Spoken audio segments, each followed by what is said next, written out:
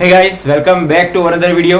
સો આજના વિડિયોની અંદર આપણે શીખવાના છે ધોરણ 10 ગણિતની અંદર ચેપ્ટર નંબર 1 જેનું નામ છે વાસ્તવિક સંખ્યાઓ. એક જ વિડિયોની અંદર આખું જ ચેપ્ટર હું તમને કમ્પ્લીટ સમજાવી દઈશ, જેની અંદર આપણે સમજવાના છે કેટલીક સંખ્યાઓ વિશે, જેમ કે પ્રાકૃતિક સંખ્યા, સમમેય સંખ્યા, અસમમેય, પૂર્ણાંક, અપૂર્ણાંક અને વાસ્તવિક સંખ્યાઓ વિશે. એની અંદર કઈ કઈ સંખ્યાઓનો સમાવેશ થાય એના પણ શીખીશું. એના પછી બીજો ટોપિક આવશે આપણી પાસે આપેલી કોઈ બી સંખ્યાના અવયવો કેવી રીતના પાડવા, અને એ અવયવો જે રીતના પાડીશું એ આપણને મદદ કરશે ગુસા અને લસા શોધવા માટે. કારણ કે કોઈ બી સંખ્યાનો ગુસા અને લસા શોધવો હોય તો આપણને સૌપ્રથમ અવયવો પાડતા આવડવા જોઈએ. તો એને શીખીશું. એના પછી ગુસા અને લસાના ચોપડીની અંદર રહેલા દરેકે દરેક દાખલા સોલ્વ કરીશું. અને છેલ્લો ટોપિક આપેલી સંખ્યા અસમમેય સંખ્યા છે એમ સાબિત કરો.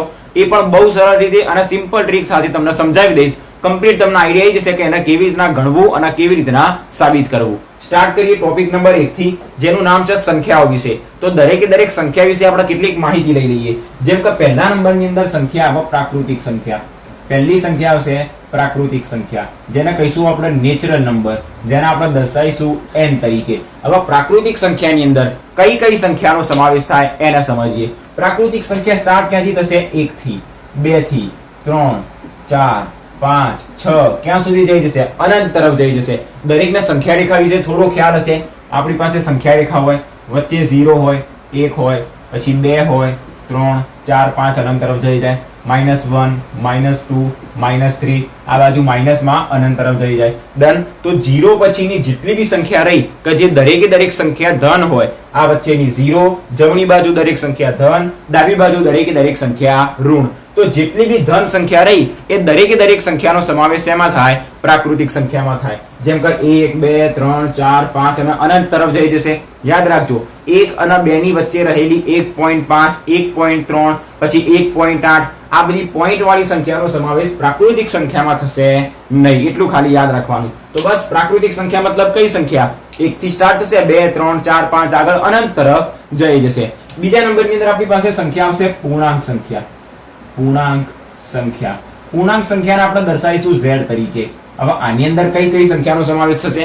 પૂર્ણાંક શબ્દ તો કેવો લાગે છે? પૂર્ણાંક મતલબ પૂર્ણ અંક, મતલબ એવી સંખ્યા કે જે પૂર્ણ હોય. તો પૂર્ણ ના હોય એવી સંખ્યા કેવી? સમજીએ. આપણને 10.8 આપ્યું હોય, 10.8, તો આ પોઈન્ટ વાળી સંખ્યા કેવી કહેવાય? અધૂરી કહેવાય. કારણ કે 10 પૂર્ણ છે, 11 પૂર્ણ છે અને બંનેની વચ્ચે રહેલી સંખ્યા 10.8 જે અપૂર્ણ કહેવાય. તો આવી સંખ્યાઓનો સમાવેશ નહીં થાય. આપણી પાસે સંખ્યાનું નામ કયું? પૂર્ણ સંખ્યા, પૂર્ણાંક સંખ્યા. મતલબ એની અંદર એવી જ સંખ્યાઓનો સમાવેશ થાય કે જે પૂર્ણ હોય. હવે સંખ્યા રેખા ઉપર જોવો તો પૂર્ણ સંખ્યા કઈ લાગી રહી છે? 0 બી પૂર્ણ સંખ્યા છે, 1 બી પૂર્ણ સંખ્યા, 2 પણ પૂર્ણ, 3, 4 આગળ બધી સંખ્યા પૂર્ણ. શું -1, -2, -3 પૂર્ણ નથી? એ પણ છે. -1, -2, -3 ખાલી ઋણ છે, બાકી તો પૂર્ણ જ છે. પણ જો -1.3 આપો, +1.3 આપો, તો આ જે પોઈન્ટ વાળી સંખ્યા રહી જે કેવી કહેવાશે?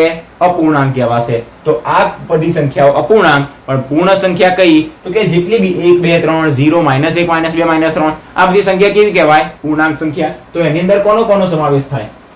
પહેલા તો વચ્ચે 0, પછી ધન સંખ્યા 1, 2, 3, 4 આગળ તરફ જઈ જાય. પછી ઋણ સંખ્યા -1, -2, -3 આ અનંત તરફ આગળ જઈ જશે. તો બસ આ બધી સંખ્યા કઈ કહેવાશે? પૂર્ણાંક સંખ્યા. હવે જ્યાં પૂર્ણાંક હોય ત્યાં અપૂર્ણાંક હોવાની. તો ત્રીજા નંબરની અંદર આપણી પાસે સંખ્યા આવશે અપૂર્ણાંક સંખ્યા. હવે અપૂર્ણાંક સંખ્યાની અંદર કેવી સંખ્યા? અપૂર્ણાંક સંખ્યા. અપૂર્ણાંક સંખ્યા મતલબ એક સિમ્પલ ઉદાહરણ ભાગાકારમાં હોય, જેમ કે 10/3 હોય. બહુ સરળ. અપૂર્ણાંક સંખ્યા તમે આનો ભાગાકાર કરશો તો આપણને આનો જવાબ 3 પોઈન્ટ કઈ સમથિંગ માં મળશે. તો 3 પોઈન્ટ મતલબ પોઈન્ટ વાળી સંખ્યા પણ કેવી કહેવાય? અપૂર્ણાંક. ભાગાકાર વાળી સંખ્યા પણ કેવી કહેવાય? અપૂર્ણાંક કહેવાય. 2/3 આપેલું હોય, 2/5 આપેલું હોય, આપણને 11/3 આપ્યું હોય, 11/4 આપ્યું હોય, 11/5 આપ્યું હોય. તો આ બધી ભાગાકાર વાળી સંખ્યા, આ બધી પોઈન્ટ વાળી સંખ્યા, જેને આપણે શું કહીશું? અપૂર્ણાંક સંખ્યા કહીશું. હવે આની અંદર બીજી વસ્તુ ધ્યાન રાખજો, 4/2 અપૂર્ણાંક કહેવાય? ના કહેવાય. 4/2 છેદ ઉડાડશો તો આપણને એનો જવાબ 2 મળશે. પણ 2 કેવી સંખ્યા છે? પૂર્ણ સંખ્યા છે. તો 4/2 છેદ ઉડાડતા આપણને પૂર્ણ સંખ્યા મળી જાય. તો એ સંખ્યા જે રહી એ અપૂર્ણાંક કહેવાશે નહીં. તો અપૂર્ણાંક સંખ્યાની અંદર કઈ કઈ સંખ્યાનો સમાવેશ થાય? કોઈ બી એક રેન્ડમ ઉદાહરણ લખીએ, ગમે તે જે મનમાં યાદ આવે. 10/3 લખીએ, પછી 0.5 લખીએ 0.5 મતલબ 1/2 તો ભાગાકાર સ્વરૂપમાં લખો, અંશ અને છેદના સ્વરૂપમાં અથવા તો પોઈન્ટમાં લખો, કોઈ ફરક ના પડે. એક બીજું ઉદાહરણ લઈએ 3/7 8/3 10/2 10/2 ના 10/4 10/4 આવશે 10/4 મતલબ 5/2 5/2 જે આપણને મળશે 2.5 અને 2.5 કેવી કહેવાશે? અપૂર્ણાંક સંખ્યા. આવા તો અઢળક ઉદાહરણ છે જે આપણે લઈ શકાય. તો બસ આ હતી અપૂર્ણાંક સંખ્યા. હવે જ્યાં પૂર્ણાંક હતી ત્યાં અપૂર્ણાંક આવી. ચોથા નંબરની અંદર સંખ્યા આવશે આપણી પાસે સમમેય સંખ્યા. સમમેય સંખ્યા જેને આપણે દર્શાવીએ છીએ q તરીકે.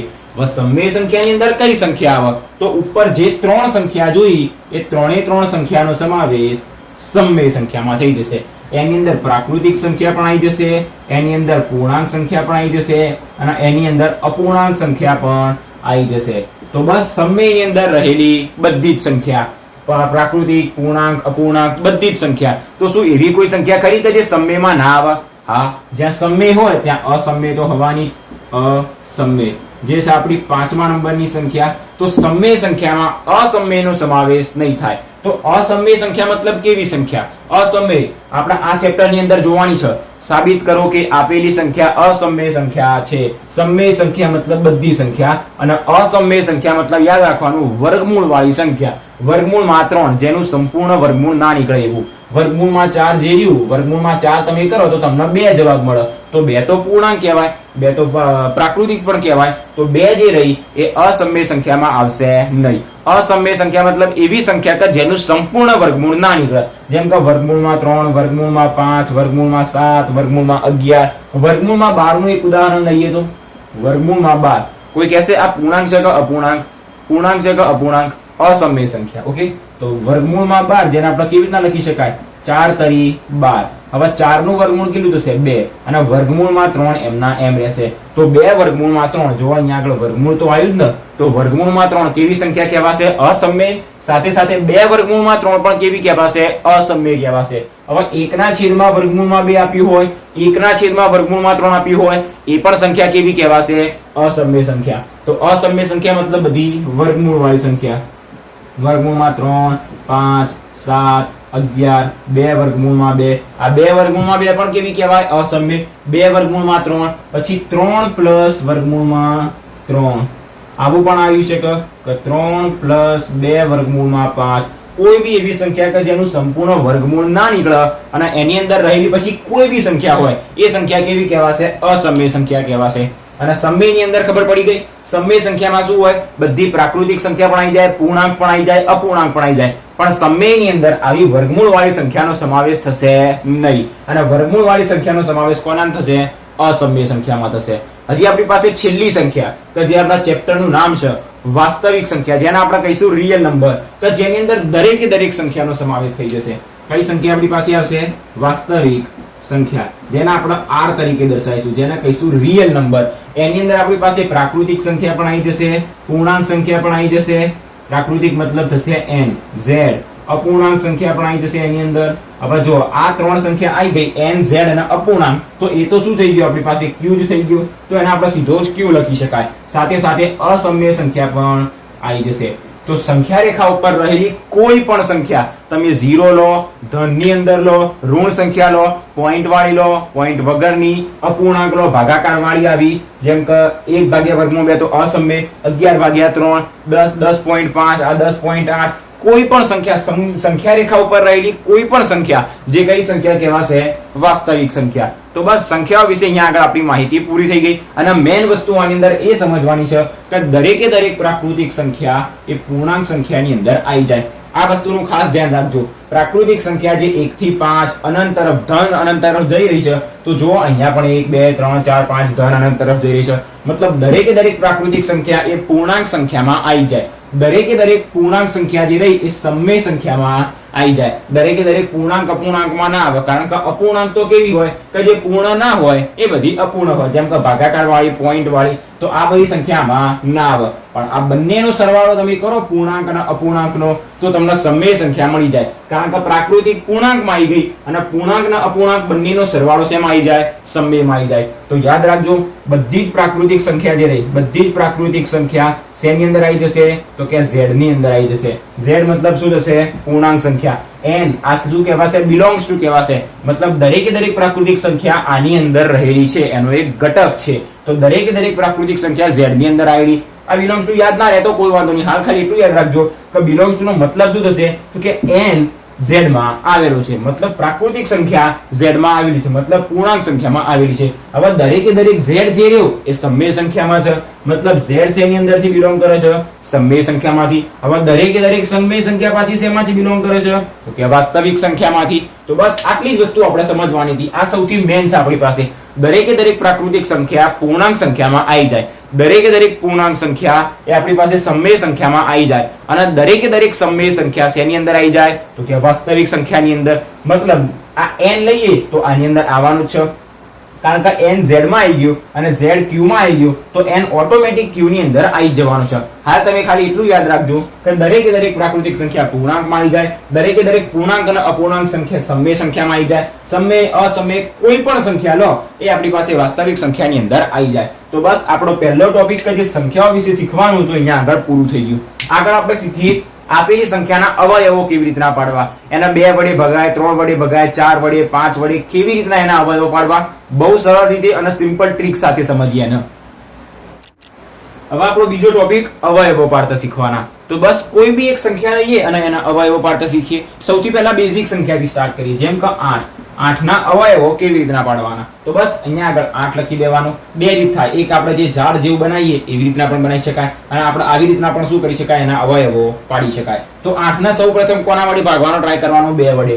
કોઈ પણ સંખ્યા આપી હોય એના 2 વડે ભાગવાની સૌપ્રથમ. જો 2 વડે ના ભગાય તો એના આપણે 3 વડે ભાગવાની. 3 વડે પણ ના ભગાય પછી એને 5 વડે ભાગવાની. 5 વડે પણ ના ભગાય તો 7 વડે, ના ભગાય તો 11 વડે, 13 વડે, 19 વડે, 23 વડે. ક્યાં સુધી જતા જશો? 29 નહીં, 31 નહીં, ક્યાં સુધી જતા જશો?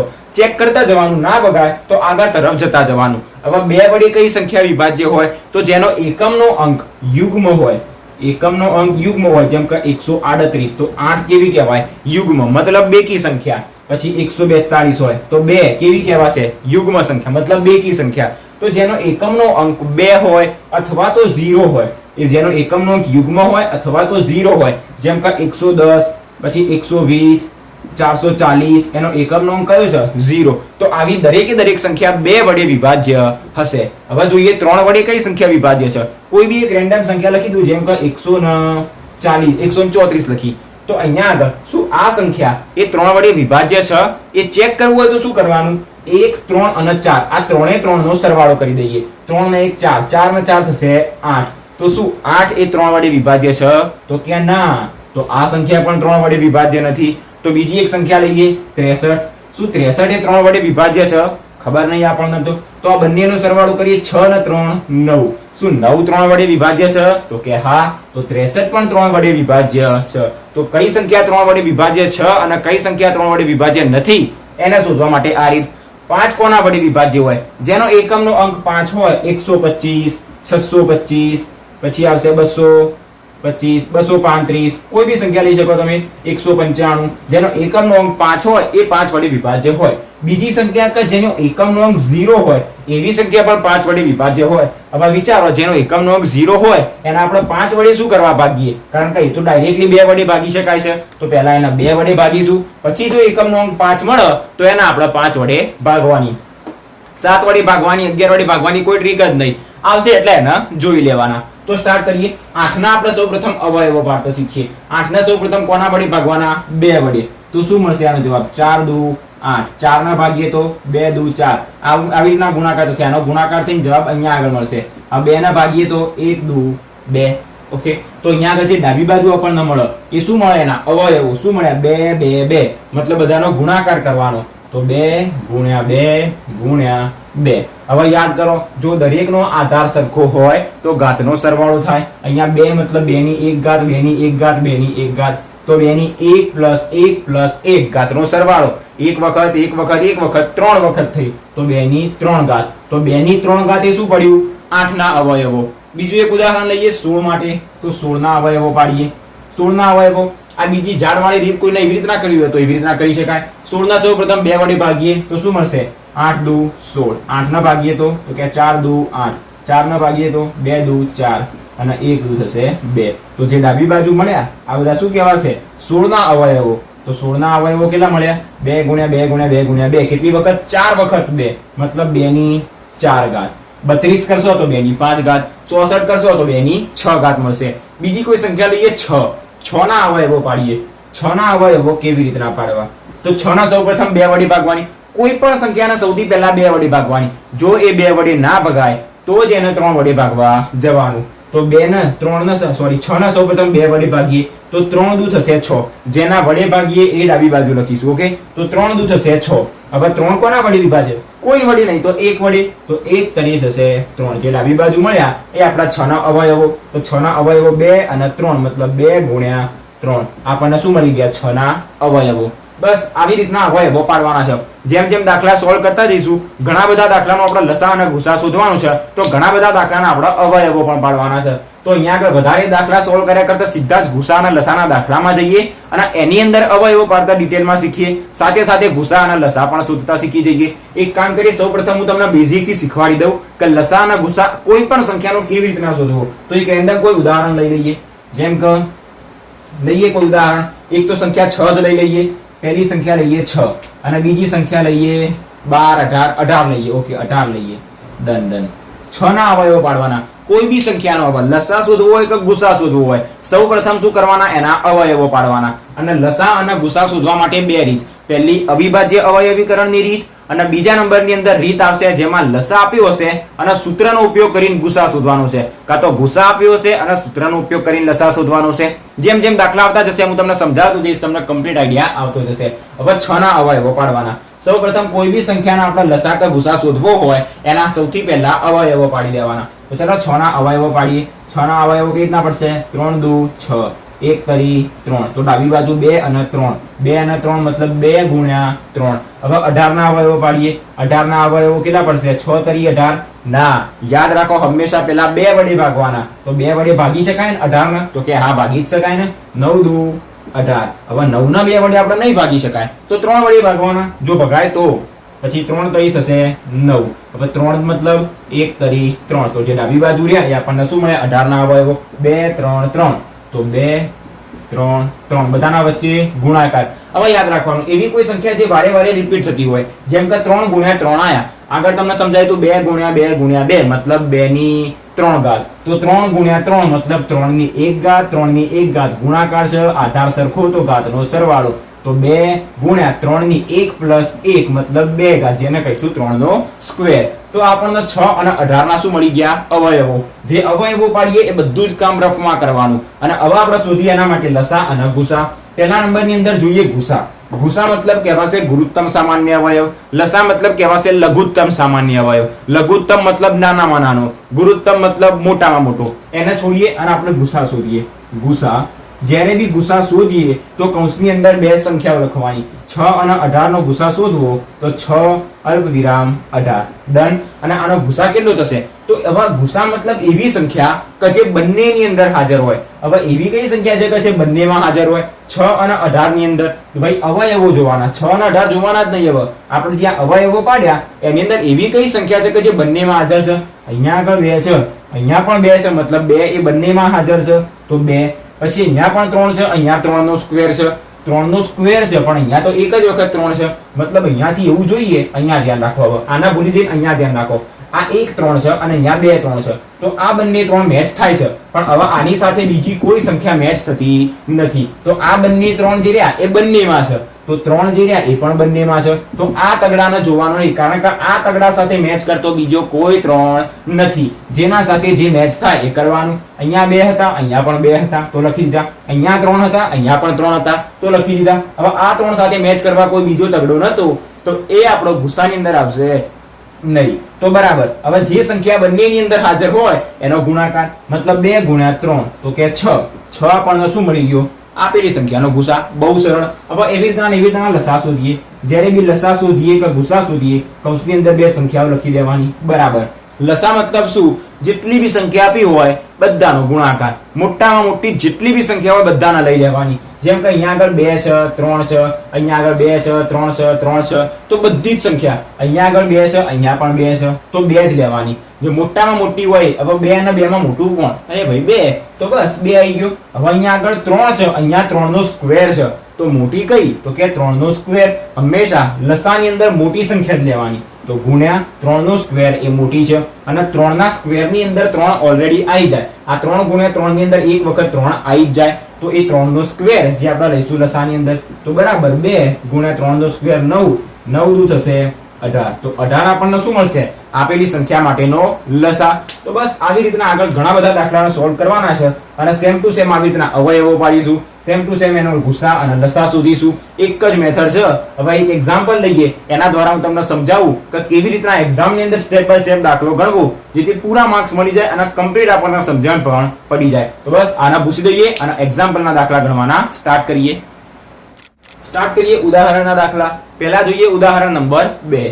આની અંદર આપણને શું આપ્યું છે કે 6 અને 20 નો લસા અને ગુસા શોધો. કેવી રીતે? અવિભાજ્ય અવયવીકરણની પદ્ધતિથી. આપણે હાલ જે એક્ઝામ્પલને સોલ્વ કર્યા એ અવિભાજ્ય અવયવીકરણની પદ્ધતિથી હતી, બીજી કોઈ રીત નથી. પણ અહીંયા આગળ આપણને શું કહેવામાં આવ્યું છે? 96 અને 404 નો ગુસા જે રહ્યો એ અવિભાજ્ય અવયવીકરણની પદ્ધતિથી મેળવો, અને એના પરથી લસા મેળવો. એના પરથી લસા મેળવો મતલબ આપણે સૂત્રનો ઉપયોગ કરવાનો. તો એ જોઈએ આપણે દાખલા નંબર 3 ની અંદર. પહેલા દાખલા નંબર 2, ઉદાહરણ 2 ને આપણે સોલ્વ કરીએ. કઈ બે સંખ્યા આપી? 6 અને 20. તો સૌથી પહેલું કામ બંનેના અવયવો પાડી દેવાના. તો 6 બરાબર 20 બરાબર, પહેલા જ આ બંનેથી દાખલો ગણવાનો સ્ટાર્ટ કરવાનો. અવયવોનું કામ રફમાં કરવાનું. તો 6 ના અવયવો કેટલા પડશે? 6 ના સૌપ્રથમ 2 વડે ભાગીએ, 3 વધ્યા તો 3 ના પણ 3 વડે ભાગી દે, તો 2 અને 3 એ શું મળી ગયા? 6 ના અવયવો. બીજી સંખ્યા કઈ આપણી પાસે? 20. તો 20 ના અવયવો પાડીએ. 20 ના સૌથી પહેલા 2 વડે ભાગવાનું, જે મળશે 10 દુ 20. 10 ના પણ 2 વડે ભાગીએ તો 5 દુ 10. હવે 5 2 વડે પણ નહીં ભગાય, 5 વડે 3 વડે પણ નહીં ભગાય, સીધો જ 5 વડે ભગાય. 1 પંચા થશે 5. તો 5 2 2, 2 ગુણ્યા 2 ગુણ્યા 5, જે આપણને શું મળશે? 20. તો 20 ને કેવી રીતના લખી શકાય? 2 ગુણ્યા 5 ગુણ્યા 5. 6 ને કેવી રીતના લખી શકાશે? તો કે 2 ગુણ્યા 3. હવે આ 2 ગુણ્યા 5 ગુણ્યા 5 ને આવી રીતના લખી શકાય? 5 નો સ્ક્વેર અથવા એની 2 ઘાત. તો બસ સૌપ્રથમ બંનેના અવયવો. હવે સીધો સ્ટાર્ટ કરવાનો ગુસા. ગુસા મતલબ ગુરુત્તમ સામાન્ય અવયવ. સૌથી મેઇન વસ્તુ કઈ? જે બે સંખ્યા આપી હોય એ કૌંસમાં લખી દેવાનું. 6 અને 20 નો ગુસા શોધી રહ્યા છીએ. ગુસા મતલબ એવી સંખ્યા કે જે બંનેની અંદર હાજર હોય. અહીંયા 2 હાજર છે, તો અહીંયા પણ 2 હાજર છે, તો 2 આપણો ગુસાની અંદર આવશે. અહીંયા 3 હાજર છે, અહીંયા 3 હાજર નથી હાજર, તો આગળ વધીએ. હવે અહીંયા તો બીજી કોઈ સંખ્યા જ નથી. અહીંયા ચેક કરીએ, અહીંયાના 2 તો આવી ગયા. 5 નો સ્ક્વેર મતલબ 5 ગુણ્યા 5. શું 6 ના અવયવની અંદર 5 નથી? તો આગળ વધી જવાનું. એવી એક જ સંખ્યા છે કે જે બંનેમાં હાજર છે, તો બસ એ જ આપણો શું થઈ જશે? ગુસા. આપેલી બે સંખ્યાનો ગુસા કેટલો મળી ગયો? 2. હવે એવી રીતના સેમ ટુ સેમ લસા શોધીએ. લસા પછી બે સંખ્યાઓ 6 20 બરાબર. લસા મતલબ શું? જેટલી બી સંખ્યા આપી હોય મોટામાં મોટી ભેગી કરી દઈએ, ગુણાકાર કરી દઈએ. અહીંયા આગળ 2 છે, અહીંયા હોય કે ના હોય જોવાનું નહીં. એક વખત 2 આવી ગયો તો આવી ગયો. અહીંયા 3 છે તો 3 લઈ લેવાનું. હવે અહીંયા સંખ્યાઓ પૂરી થઈ ગઈ. નીચે આવીએ 2, તો 2 તો ભાઈ આવી ગયો. હવે 5 નો સ્ક્વેર, તો 5 નો સ્ક્વેર પણ આવી જશે આની અંદર. જો અહીંયા આગળ 5 આપ્યું હોય અને 5 નો સ્ક્વેર આપ્યું હોય, તો 5 અને 5 નો સ્ક્વેર માંથી મોટું કોણ? તો કે 5 નો સ્ક્વેર. જેની અંદર ઓલરેડી 5 આવી જાય તો 5 નહીં લખવાના, એના કરતા મોટો 5 નો સ્ક્વેર લખવાનો જે હાજર હોય તે. ઓકે, તો બરાબર 3 દુ થશે 6, 5 નો સ્ક્વેર થશે 25, 25 છંગ થશે 150. ઓકે, ગુણાકાર કરી દેજો ભાઈ. ઘડિયાળ પણ થોડા કાચા છે. 150 જે આપણને શું મળી ગયો? 6 અને 20 નો લસા મળી ગયો. એક્ઝામ ની અંદર આટલો નાનો દાખલો ગણવાનો, 2 માર્ક્સ આપણને પૂરા મળી જાય. અને આવા દાખલા એક્ઝામ ની અંદર MCQ માં પણ આવશે. લખીને રાખજો અને આના તૈયાર પણ કરીને રાખજો. હવે જોઈએ 96 અને 404 નો લસા અને ગુસા. એક કામ કરીએ, આ 96 અને 404 નો સૌપ્રથમ અવિભાજ્ય અવયવીકરણની પદ્ધતિથી ગુસા અને લસા શોધીએ. એના પછી ચોપડીમાં જેમ કીધું કે ગુસા શોધો અને અવિભાજ્ય અને એના પરથી લસા શોધો, તો એ એના પછી જોઈએ. પહેલા આપણે પ્રેક્ટિસ થઈ જાય કે લસા અને ગુસા કેવી રીતના શોધવું. એના માટે આ બંનેનો હવે જોઈએ ગુસા અને લસા. તો સૌપ્રથમ 96, બીજી સંખ્યા 404. અવયવો પાડીએ. 96 ના સૌપ્રથમ 2 વડે ભાગવાનો ટ્રાય કરવાનો, તો આવશે 96. એના 2 વડે ભાગીએ તો કેટલું મળશે? 45 દૂ 90, 45 થશે 48, તો 48 દૂ થશે 96, 48 મતલબ 24 દૂ 48, 24 મતલબ 12 દૂ 24, 12 મતલબ 6 દૂ 12, 6 મતલબ 3 દૂ 6. હવે 2 વડે ભગાશે નહીં, 3 એકલા જ વધ્યા, તો 1 તરી 3. તો આ ડાબી બાજુ રહેલી દરેક સંખ્યા જે આપણો શું કહેવાશે? અવયવ કોનો? 96 નો. 2 ગુણ્યા 2 ગુણ્યા 2 ગુણ્યા 2 ગુણ્યા 2 ગુણ્યા 3 કેટલી વખત? 1 2 3 4 5 વખત 2 અને પછી તગડો 5 વખત 2, 1 2 3 4 5 વખત 2 પછી તગડો. હવે આ 5 વખત 2 આયા મતલબ 2 ની 1 ઘાત 1 1 1 1, તો 2 ની 1 પ્લસ 1 પ્લસ 1 પ્લસ 1 કેટલી વખત? 5 વખત, તો 2 ની 5 ઘાત અને એના ગુણ્યા 3. તો આ 96 ના અવયવ થઈ ગયા. હવે 404 ના અવયવો પાડીએ, બહુ સરળ છે. 404 ના અવયવો પાડવા માટે સૌપ્રથમ એના 2 વડે ભાગવાની, એના 2 વડે ભાગીશું તો શું મળશે? 202 202, 202 ને પણ 2 વડે ભાગીએ તો કે 101 દૂ 202 થશે. હવે 101 જે રહી એ અવિભાજ્ય સંખ્યા છે. જેમ 3 5 7 એના એક સિવાય એક પણ સંખ્યા વડે ના ભાગી શકાય, જેને આપણે અવિભાજ્ય સંખ્યા કહીએ, એમ 101 ને પણ બીજી કોઈ જ સંખ્યા વડે ના ભાગી શકાય. તમારે 101 ના અવયવો પાડવા હોય તો તમે 101 ગુણ્યા 1 લખી શકો, અથવા તો 1 ગુણ્યા 101 લખી શકો. 101 ના આ બે જ અવયવો, એક 101 પોતે અને 1, તો 101 ને ભાગીશું તો 1 ગુણ્યા 101 મળશે. તો આ શું મળે આપણને? એના અવયવો 2 ગુણ્યા 2 ગુણ્યા 101. તો 404 નો આપણને અવયવો મળશે 2 ગુણ્યા 2 ગુણ્યા 101. હવે આ 2 ના કેવી રીતના લખી શકાય? 2 ની 1 ઘાત, 2 ની 1 ઘાત મતલબ 2 ની 2 ઘાત ગુણ્યા 101. આના માટે શોધીએ ગુસા અને લસા. તો સૌપ્રથમ શોધીએ ગુસા. પછી કૌંસમાં બે સંખ્યાઓ 96 અને 404 બરાબર. ગુસા મતલબ શું? એવી સંખ્યા કે જે બંનેમાં હાજર હોય. અહીંયા 2 છે, અહીંયા પણ 2 છે, તો 2 ના, અહીંયા ધ્યાનથી સમજજો. શું કરવાનું? 2 ની 5 ઘાત અને 2 ની 2 ઘાત. નાનું લેવાનું ગુસાની અંદર, મોટી સંખ્યા લેવાની લસાની અંદર. અથવા તો સિમ્પલ રીત બતાવું, અહીંયા આગળ બંનેમાં 2 છે, તો જે બંનેમાં કોમન હોય, સામાન્ય હોય એ રીવ આવી જશે. હજી આ બંને પણ કોમન છે તો એ 2 પણ આવી જશે. હજી આ બંને પણ 2 કોમન છે, ત્યાં આગળ નથી તો પતી ગયું, 2 વખત 2 આવશે. હવે અહીંયા આગળ બીજી કોઈ સંખ્યા એવી રહી કે જે બંનેમાં હાજર હોય. જો 2 ની 5 ઘાત અને 2 ની 2 ઘાત, નાનું કોણ? તો 2 ની 2 ઘાત. તો આવી ગઈ 2 ની 2 ઘાત, 2 ગુણ્યા 2. જે નાનું હશે એ જ ગુસાની અંદર આવશે. તો અહીંયા આગળ નાની સંખ્યા આવી ગઈ. અહીંયા આગળ 3 છે, શું અહીંયા 3 છે? નથી, તો આગળ જવાનું. અહીંયા 101 છે, અહીંયા છે? નથી, તો હજી આગળ જવાનું. 2 ગુણ્યા 2 મતલબ 4, જે આપણને શું મળશે? ગુસા. હવે આનો જો લસા શોધવો હોય તો શું કરીશું? લસા 96 404, 96 404 બરાબર. લસા મતલબ શું? જેટલી બી સંખ્યા છે ભેગી કરી જાઓ, ગુણાકાર કરી જાઓ, જવાબ મળી જશે. 2 ની 5 ઘાત, 2 ની 2 ઘાત. મોટી કઈ? તો કે 2 ની 5 ઘાત, તો 2 ની 5 ઘાત. અહીંયા 3 છે, અહીંયા નથી, હોય કે ના હોય લખી જ દેવાની 3, પછી ગુણ્યા 101, હોય કે ના હોય બધી સંખ્યાઓ લખી જ દેવાની, પણ કઈ કે જે મોટી હોય 2 ની 5 ને 2 ની 2 મોટી કોણ? 2 ની 5 ઘાત. તો આવી ગઈ. હવે 2 ની 5 ઘાત કેટલી થશે? 2 ની 5 ઘાત થશે 48 થશે? ના, 2 દુ 4 દુ 8 દુ 16 દુ 32 થશે. 2 ની 5 ઘાત થશે 32 ગુણ્યા આ 3 ગુણ્યા 101 જે મળશે આપણને 303. બસ હવે કશું જ નહીં, આ બંનેનો ગુણાકાર કરી દો, સીધો જ આપણને શું મળી જશે? એનો લસા મળી જશે. અને હવે આ જે દાખલો રહ્યો એ આપણને ચોપડીમાં કેવી રીતે આપ્યો તો કે 96 અને 404 નો અવિભાજ્ય અવયવીકરણની પદ્ધતિથી ગુસા શોધો અને તે પરથી લસા શોધો. હવે તે પરથી લસા શોધો એટલે કેવી રીતના શોધવો? હવે એ રીતથી જોઈએ.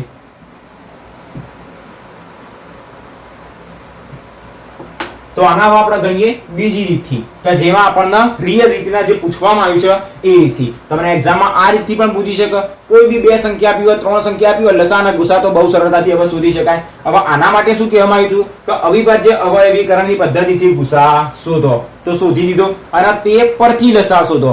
તે પરથી લસા શોધો મતલબ સૂત્રનો ઉપયોગ કરવાનો. કયું સૂત્ર? તો સૂત્ર યાદ રાખજો, ગુસા ગુણ્યા લસા. ગુસા પછી આપણે કૌંસની અંદર 2 સંખ્યા લખીએ છીએ. હવે અહીંયા આપણને 2 કોઈ સંખ્યા નથી આપેલી સૂત્ર માટે, તો એના આપણે AB કહીશું. તો ગુસા AB ગુણ્યા લસા AB બરાબર શું મળશે?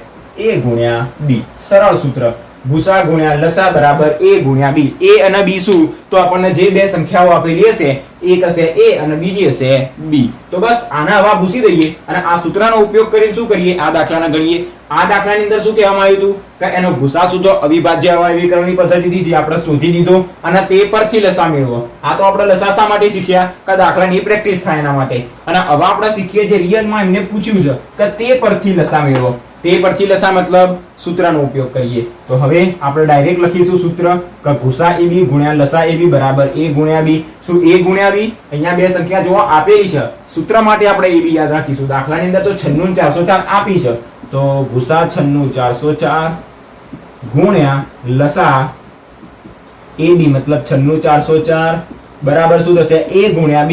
તો A ગુણ્યા B, તો 96 ગુણ્યા 404. હવે આપણને અવિભાજ્ય અવયવીકરણની પદ્ધતિથી ભૂસા 96 404 કેટલા મળ્યા, તો કે 4. તો ભૂસા 96 404 ની નીચે શું મૂકવાનું, 4. તો તેથી ભૂસાની કિંમત મળી ગઈ 4 ગુણ્યા લસા આપણે શોધવાનો સૂત્રનો ઉપયોગ કરી. તો લસા 96 404 બરાબર આ બંને સંખ્યાનો ગુણાકાર હાલ એમના એમ રાખીએ 96 ગુણ્યા 404. હવે આ 4 ના એક કામ કરીએ, આની નીચે લઈ જઈએ. તો તેથી લસા 96 404 બરાબર શું મળશે, આ બંને સંખ્યાનો ગુણાકાર 96 ગુણ્યા 404 અને 4 છેદમાં આવશે અહીંયા આગળની નીચે. હવે અહીંયાથી છેદ ઉડાડીએ તો 24 ચોક 96 પણ ઉડાડી શકાય અથવા તો 101 ગુણ્યા 4 પણ ઉડાડી શકાય. તો 4 4 કટ થઈ જશે, તો 101 ગુણ્યા 96 કરી દઈએ ગુણાકાર. 101 ગુણ્યા 96, 101 ગુણ્યા થશે 96, 0 9 એકા 9 9 0 0 9 એકા 9 6 એકા 6 6 0 0 6 એકા 6, તો 6 9 6 9 9696. તો આનો ભૂસા આપણને કેટલો મળશે, 9696. ઓકે, મેં તમને આગળ બતાવ્યું હતું કે અવિભાજ્ય અવયવીકરણની પદ્ધતિથી આપણે ભૂસા લસા મેળવ્યો હતો. હમણાં હાલ થોડા સમય પહેલા અહીંયા જે પદ ભૂસ્યું એની અંદર મેં શું લખ્યું હતું, ભૂસા મેળવવા માટે 2 ની 5 ઘાત ગુણ્યા 3 ગુણ્યા 101. તો હવે તમે એ ત્રણેયનો ગુણાકાર કરશો તો પણ તમને આપનો લસા 96 જ મળશે. તમે અવિભાજ્ય અવયવીકરણની પદ્ધતિથી કરો, અવિભાજ્ય અવયવીકરણની પદ્ધતિથી કે સૂત્રનો ઉપયોગ કરો, જવાબ તમને એક સરખો જ મળશે. તો બસ આ હતી આપણી પાસે બીજા નંબરની રીત, જેમાં ભૂસા અથવા તો લસા એક કહેશે અવિભાજ્ય અવયવીકરણની પદ્ધતિથી અને બીજો કહેશે તે પરથી મતલબ આપણે સૂત્રનો ઉપયોગ કરવાનો. તો આપણી પાસે ઉદાહરણ 2 અને 3 પૂરા થઈ ગયા. સ્વાધ્યાયને પણ ફટાફટ સોલ્વ કરી દઈએ, બહુ સરળ સ્વાધ્યાય છે. તો સ્ટાર્ટ કરીએ સ્વાધ્યાય 1.1, જેના પહેલા નંબરના દાખલામાં આપણને 5 પ્રશ્નો પૂછ્યા છે, એના અવયવો પાડવાના છે. તો સ્ટાર્ટ કરીએ અવયવો પાડવાના. સૌપ્રથમ પહેલી સંખ્યા આપણને આપી છે 140. દરેકના આવડતા જશે અવયવો પાડતા. આ પ્રેક્ટિસ થાય એના માટે ઘણા બધા બીજા દાખલા આપેલા છે. 140 ના અવયવો પાડીએ. સૌપ્રથમ 2 વડે ભાગ ચલાવીશું તો મળશે 70. પછી થશે 35 દુ 70. 35 ના 2 વડે ભગાશે નહીં, તો 3 વડે. 3 ના 5 થશે 8. તો 8 ના પણ 3 વડે ના ભગાય, તો સીધો 35 ના પણ 3 વડે ભગાશે નહીં. ડાયરેક્ટ ભાગવાનું 5 વડે. 5 સિત્તા 35, તો 7 પંચા 35, પછી 1 સિત્તો 7. તો આ આપણને જે મળ્યા એ શું મળ્યા, અવયવો 2 2 5 7. તો આના અવયવ કેટલા મળશે, 2 ગુણ્યા 2 ગુણ્યા 5 ગુણ્યા 7. તેના આવી રીતના લખી શકાય, 2 નો સ્ક્વેર ગુણ્યા 5 ગુણ્યા 7. આ રીતથી લખશો તો પણ કોઈ વાંધો આવશે નહીં. હવે એટલી વસ્તુ યાદ રાખજો, 140 ના આ અવયવો પડ્યા એનો મતલબ શું કે 140 ના આપણે 2 વડે ભાગી શકાય, 140 ના આપણે 5 વડે પણ ભાગી શકાય અને 140 ના આપણે 7 વડે પણ ભાગી શકાય. મતલબ 140 એ 2 5 અને 7 વડે શું કહેવાશે, વિભાજ્ય કહેવાશે. આ એનો મતલબ એવો થાય. અવયવો શેના માટે પાડીએ કે જેથી આપણને ખબર પડે કે આપેલી સંખ્યા રહી એ કઈ બીજી સંખ્યા વડે વિભાજ્ય છે. જેમ કે 3 એ 1 અને 3 વડે જ વિભાજ્ય છે, એવી રીતના 140 એ 2 5 અને 7 વડે વિભાજ્ય છે. એક વડે તો વિભાજ્ય દરેક સંખ્યા હશે અને પોતાના વડે પણ વિભાજ્ય છે, મતલબ 140 વડે પણ વિભાજ્ય છે. પણ આ બીજી 3 સંખ્યા જેના વડે શું છે એ વિભાજ્ય. આગળ જોઈએ 156 માટે. 156 આ પણ બહુ સરળ છે, નાના દાખલા તમે જાતે પણ ગણી શકો. કેટલા થશે અહીંયા આગળ, 25 ના 3 50 ના 25 75 78 માર્ક ખ્યાલથી થતા હોવા જોઈએ. 78 ગુણ્યા 2 8 દુ 16 નો 6 વધી આવશે 1 7 દુ 14 1 15. ઓકે, 78 મતલબ 35 દુ 70 35 ને 4 39. તો 39 દુ થશે 78. 39 ના 2 વડે ભગાશે નહીં. 9 3 થશે 12. 12 ના 3 વડે ભગાય તો આને પણ 3 વડે ભગાશે. 39 નો 3 સાથેનો અવયવ 30 ને 3 10 13. ઓકે, 13 તરી 39 થશે. 13 તરી 39. હવે 13 તો અવિભાજ્ય સંખ્યા, એને બીજી કોઈ સંખ્યા વડે ભાગી શકાય નહીં. મતલબ 1 ગુણ્યા 13, તો 2 2 3 13. શું મળે એના અવયવો, તો 2 ગુણ્યા 2 ગુણ્યા 3 ગુણ્યા 13 અને શું કેવી રીતના લખાશે 2 નો સ્ક્વેર ગુણ્યા 3 ગુણ્યા 13 આ શું મળી ગયા આપણને 156 ના અવયવો સેમ ટુ સેમ 3825 ના અવયવો જાતે ટ્રાય કરો આપણે તો પાડવાના છીએ અવયવો તો 3825 ધ્યાનથી જોઈને જ ખબર પડી જશે કે 2 વડે તો વિભાજ્ય નહીં જ હોય કારણ કે એકમનો અંક યુગ્મ નથી તો શું 5 વડે હા 5 વડે વિભાજ્ય છે કારણ કે એનો એકમનો અંક 5 છે ના ભાઈ ના પહેલા એને 3 વડે ભાગવાનો ટ્રાય કરવાનો અને જો 3 વડે ના ભગાય તો 5 વડે ભાગીશું હવે શું આ 3 વડે વિભાજ્ય છે કે નહીં ચેક કરવું પડશે તો 3 ના 8 કેટલા થશે 11 11 ના 2 થશે 13 13 ના 5 18 શું 18 3 વડે વિભાજ્ય છે હા તો આ પણ 3 વડે વિભાજ્ય થશે તો ઉતાવળ કરીને સીધો જ 5 વડે ભાગવાનો નહીં તો આના 3 વડે ભાગીએ તો ઘડિયો તો આપણને આવડતો નથી તો કામ કરીએ ભાગીએ આને 3825 ભાગ્યા કરીએ 3 3 એકા 3 0 8 ના નીચે લાયા 3 દુ થશે 6 2 વધ્યા 2 ના નીચે લાયા 3 સિત્તા 21 1 વધ્યો 5 3 પંચા 15 તો 1275 હજી આને ભાગવાનું હવે આના 3 વડે ભાગ્યો મતલબ 2 વડે ભગાયો નહીં તો એના આગળ જ જવાનું 3 પછી 5 7 એવી રીતના જવાનું પછી કોઈ સંખ્યા એવી નહીં આવે કે જેને 2 વડે ભાગી શકાય ઓકે તો આના સૌપ્રથમ 3 વડે ભાગ્યો તો શું ડાયરેક્ટ 5 વડે ના હજી ચેક કરવાનું શું બીજી વખત 3 વડે વિભાજ્ય છે તો ચેક કરીએ 1 ને 2 થશે 3 3 ને 7 થશે 10 ને 5 15 હજી એ 3 વડે વિભાજ્ય છે તો 3 વડે વિભાજ્ય 1275 ના 3 વડે ભાગીએ તો 3 ચોક થશે 12 0 0 7 નીચે લાયા તો 2 6 1 5 3 50 15 425 હવે 425 એ 3 વડે વિભાજ્ય છે ચેક કરીએ 4 ને 2 6 ને 5 11 11 3 વડે વિભાજ્ય નહીં તો 425 પણ 3 વડે વિભાજ્ય નહીં તો હવે એનો એકમનો અંક 5 મતલબ 5 વડે તો પાક્કો વિભાજ્ય તો 5 વડે એને ભાગીશું તો 425 ભાગ્યા 5 5 8 40 2 5 5 25 85 ગુણ્યા 5 હવે 85 મતલબ કેટલા થશે 7 5 85 થશે મને તો ઘડિયા નથી આવડતા ભાઈ 85 ભાગ્યા 5 એકા 5 3 5 5 સીતા 7 5 85 હવે 17 તો અવિભાજ્ય સંખ્યા મતલબ 1 ગુણ્યા 17 તો અવયવ મળશે 3 3 5 5 17 તો આના અવયવ મળ્યા 3 3 5 5 અને 17 અને કેવી રીતના લખી શકાય 3 ગુણ્યા 3 મતલબ 3 નો સ્ક્વેર 5 ગુણ્યા 5 5 નો સ્ક્વેર અને 17 હવે 5005 ના અવયવો જેમ આગળ આપણે કોના અવયવ જોયા હતા 404 ના તો 404 ના જેમ અવયવો પડ્યા 2 2 અને 101 એમ આના અવયવો શું પડશે તો કે 5005 છે તો એક કામ કરીએ 5005 ને પહેલા તો 5 વડે ભાગી દઈએ એટલે 1001 મળી જશે અને જેમ 101 અવિભાજ્ય હતી એમ આ 1001 પણ અવિભાજ્ય તો 5 ગુણ્યા 1001 એના અવયવો પડશે ના શાંતિથી આને સૌપ્રથમ સોલ્વ કરવાનું અને ના થાય તો બંધ કરીને મૂકી દેવાનું પણ પહેલા હું શીખવાડું એટલે શીખી લો જોઈ લો શું કરીશું 505 ના અવયવો પાડવાના 5005 ના પહેલા ભાગવાના 2 વડે ભગાશે ના 3 વડે 5 નો 5 થશે 10 નહીં ભગાય તો ભાગીએ 5 વડે 5 વડે ભાગીશું તો શું મળશે હવે એ તો તમને ખબર પડી ગઈ જ્યારે આને 5005 ને 5 વડે ભાગીએ તો 5 વડે એકા 5 મતલબ 0 હવે આ 0 ને નીચે લાયા ના મેળ પડ્યો હજી 0 ને નીચે લાયા તો અહીંયા 0 મૂક્યો હજી આપણે શું કરીએ આ 0 ના મેળ ના પડે તો બીજો 0 લાય એના માટે આ 0 મૂકી નીચે 5 લાય ઓહો 4 0 થઈ ગયા 2 0 જ આવશે 5 એકા થશે 5 તો નીચે વધશે 0 મતલબ 1001 ગુણ્યા 5 1001 ગુણ્યા 5 હવે આપણને ભાઈ 1001 વિશે કોઈ જ માહિતી નથી કશું એ વિભાજ્ય છે કે અવિભાજ્ય તો કઈ નહીં 1001 નો ભાગવાનો ટ્રાય કરવાનો હવે તમને એટલી તો ખબર પડી ગઈ કે એકમનો અંક 5 નથી મતલબ એ 5 વડે વિભાજ્ય નથી તો શું આ 3 વડે વિભાજ્ય હશે 3 વડે ચેક પણ નહીં કરવાનું એક વખત 5 ઉપર પગ મૂક્યો પછી 7 11 અને 13 તરફ જ જવાનું પાછળની તરફ આવવાનું નહીં તો હવે આના 7 વડે ભાગવાનો ટ્રાય કરવાનો ભગાય તો ભાગવાનું નહીં તો આગળ વધીએ 1001 ભાગ્યા 7 7 એકા થશે 7 કેટલા વધશે 3 0 ના લાવીએ 7 21 7 ચોક 28 કેટલા વધશે 2 અને 1 તો 7 તરી 21 ઓ 143 ગુણ્યા 7 મળી ગયો 143 ના હવે ફરતી 7 વડે જ ભાગવાનો 5 કે 3 કે 2 વડે ભાગવાનો નહીં તો 143 ને 7 વડે ભાગીએ ભાગ્યા 7 તો 7 નું થશે 14 0 ને 3 7 એકા 7 ના મેળ પડે તો 7 વડે ભગાશે નહીં તો આગળ કોના વડે ભાગવાનું 9 વડે ના ભાઈ 9 વડે તો કેવી રીતના ભગાય 9 વડે ભગાતું હોય તો 3 વડે ઓલરેડી ભગાઈ જાય તો આના ભાગવાનો 11 વડે ટ્રાય કરીએ ભગાતું હોય તો 143 ભાગ્યા 11 કરીએ 11 એકા થશે 11 કેટલા છે 3 3 11 તરી 33 13 ગુણ્યા 11 13 ગુણ્યા 11 હવે 13 તો અવિભાજ્ય મતલબ 1 ગુણ્યા 13 તો આ બધા આપણને શું મળ્યા આના અવયવો કેટલા મળ્યા 5 7 11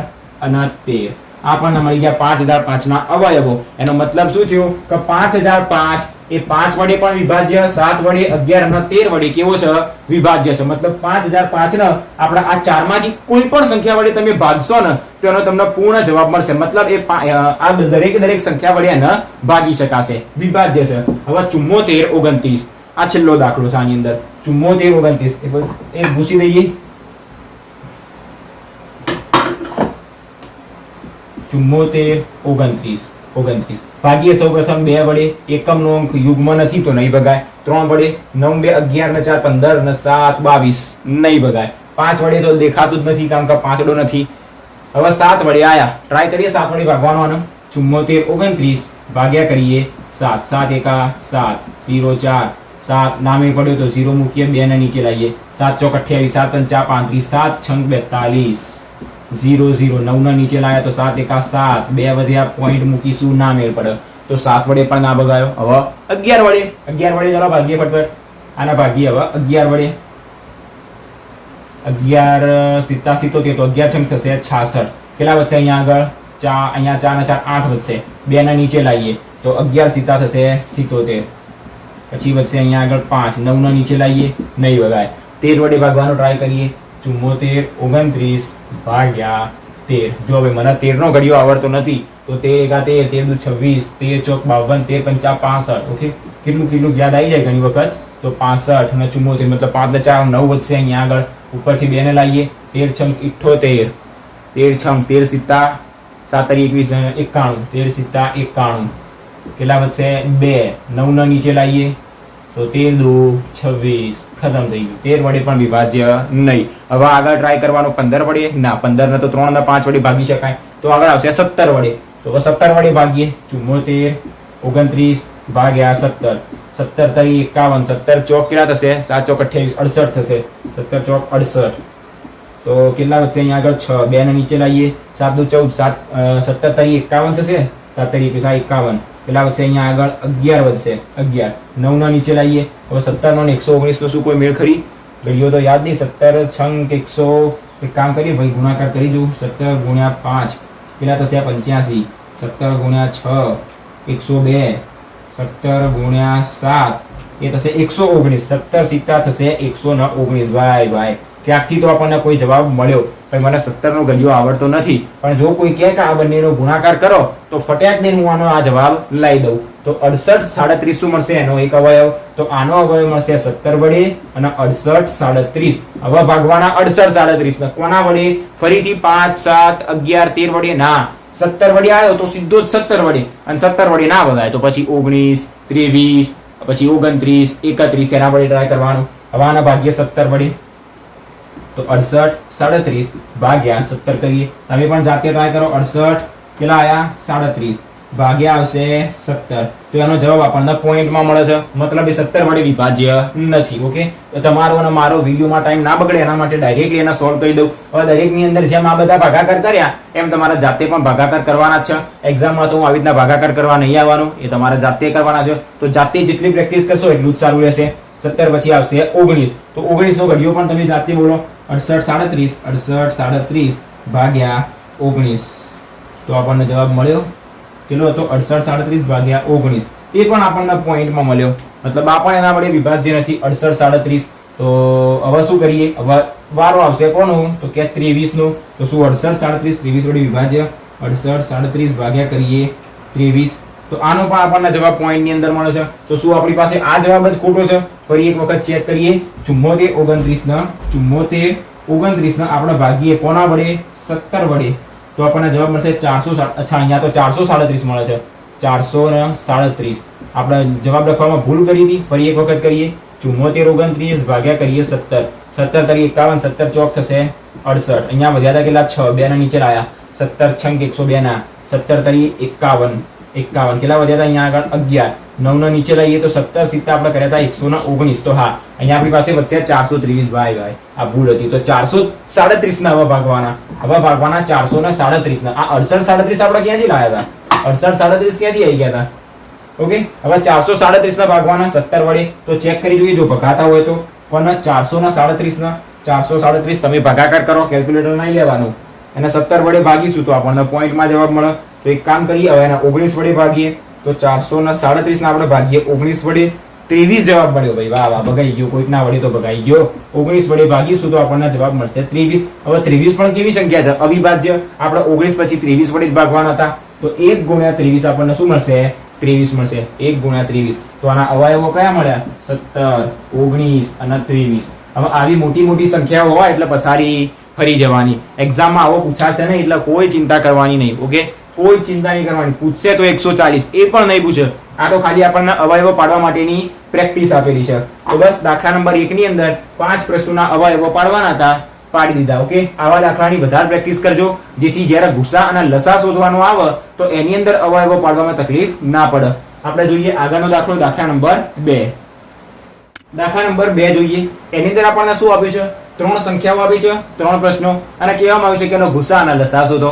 સાથે સાથે એવું પણ કીધું છે કે ગુસા ગુણ્યા લસા બરાબર બંને પૂર્ણાંકોનો ગુણાકાર થશે કે નહીં એમ ચકાસો. એ પણ બહુ સરળ છે, એને પણ આપણે ચકાસી દઈશું. તો દાખલા નંબર 2 થી સ્ટાર્ટ કરીએ. બહુ નાની નાની સંખ્યા છે. આગળ જે 5005 ના એના અવયવો પાડે એના માટે તો બહુ નાની નાની સંખ્યા છે.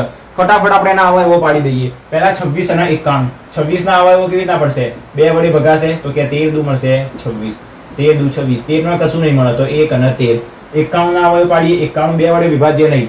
9 ને થશે 10. 3 વડે પણ વિભાજ્ય નહીં. 5 વડે તો લાગતું જ નથી. 7 વડે 13 સીતા 91. 13 સીતા 91. 7 તરી 21 માં 1 વધી 2, 7 એકા 7 2 9. ઓકે, અને 1 13. તો આ બંનેના અવયવ મળી ગયા. 26 ના અવયવો 2 અને 13. તો 26 બરાબર 2 ગુણ્યા 13.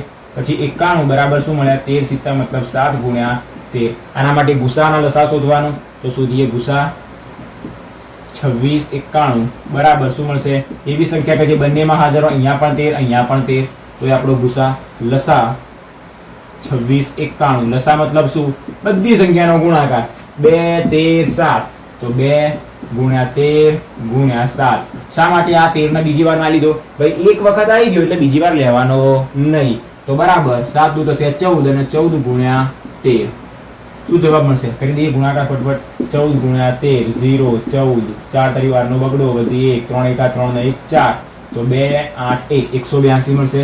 182. તો આપણને મળી ગયો લસા. સાથે સાથે આપણને એવું પણ કહેવામાં આવ્યું છે કે ચકાસો કે ગુસા ગુણ્યા લસા, ગુસા ગુણ્યા લસા બરાબર બંને પૂર્ણાંકોનો ગુણાકાર. બંને પૂર્ણાંકોનો ગુણાકાર. આનો મતલબ શું થયો? તો ગુસા ગુણ્યા લસા.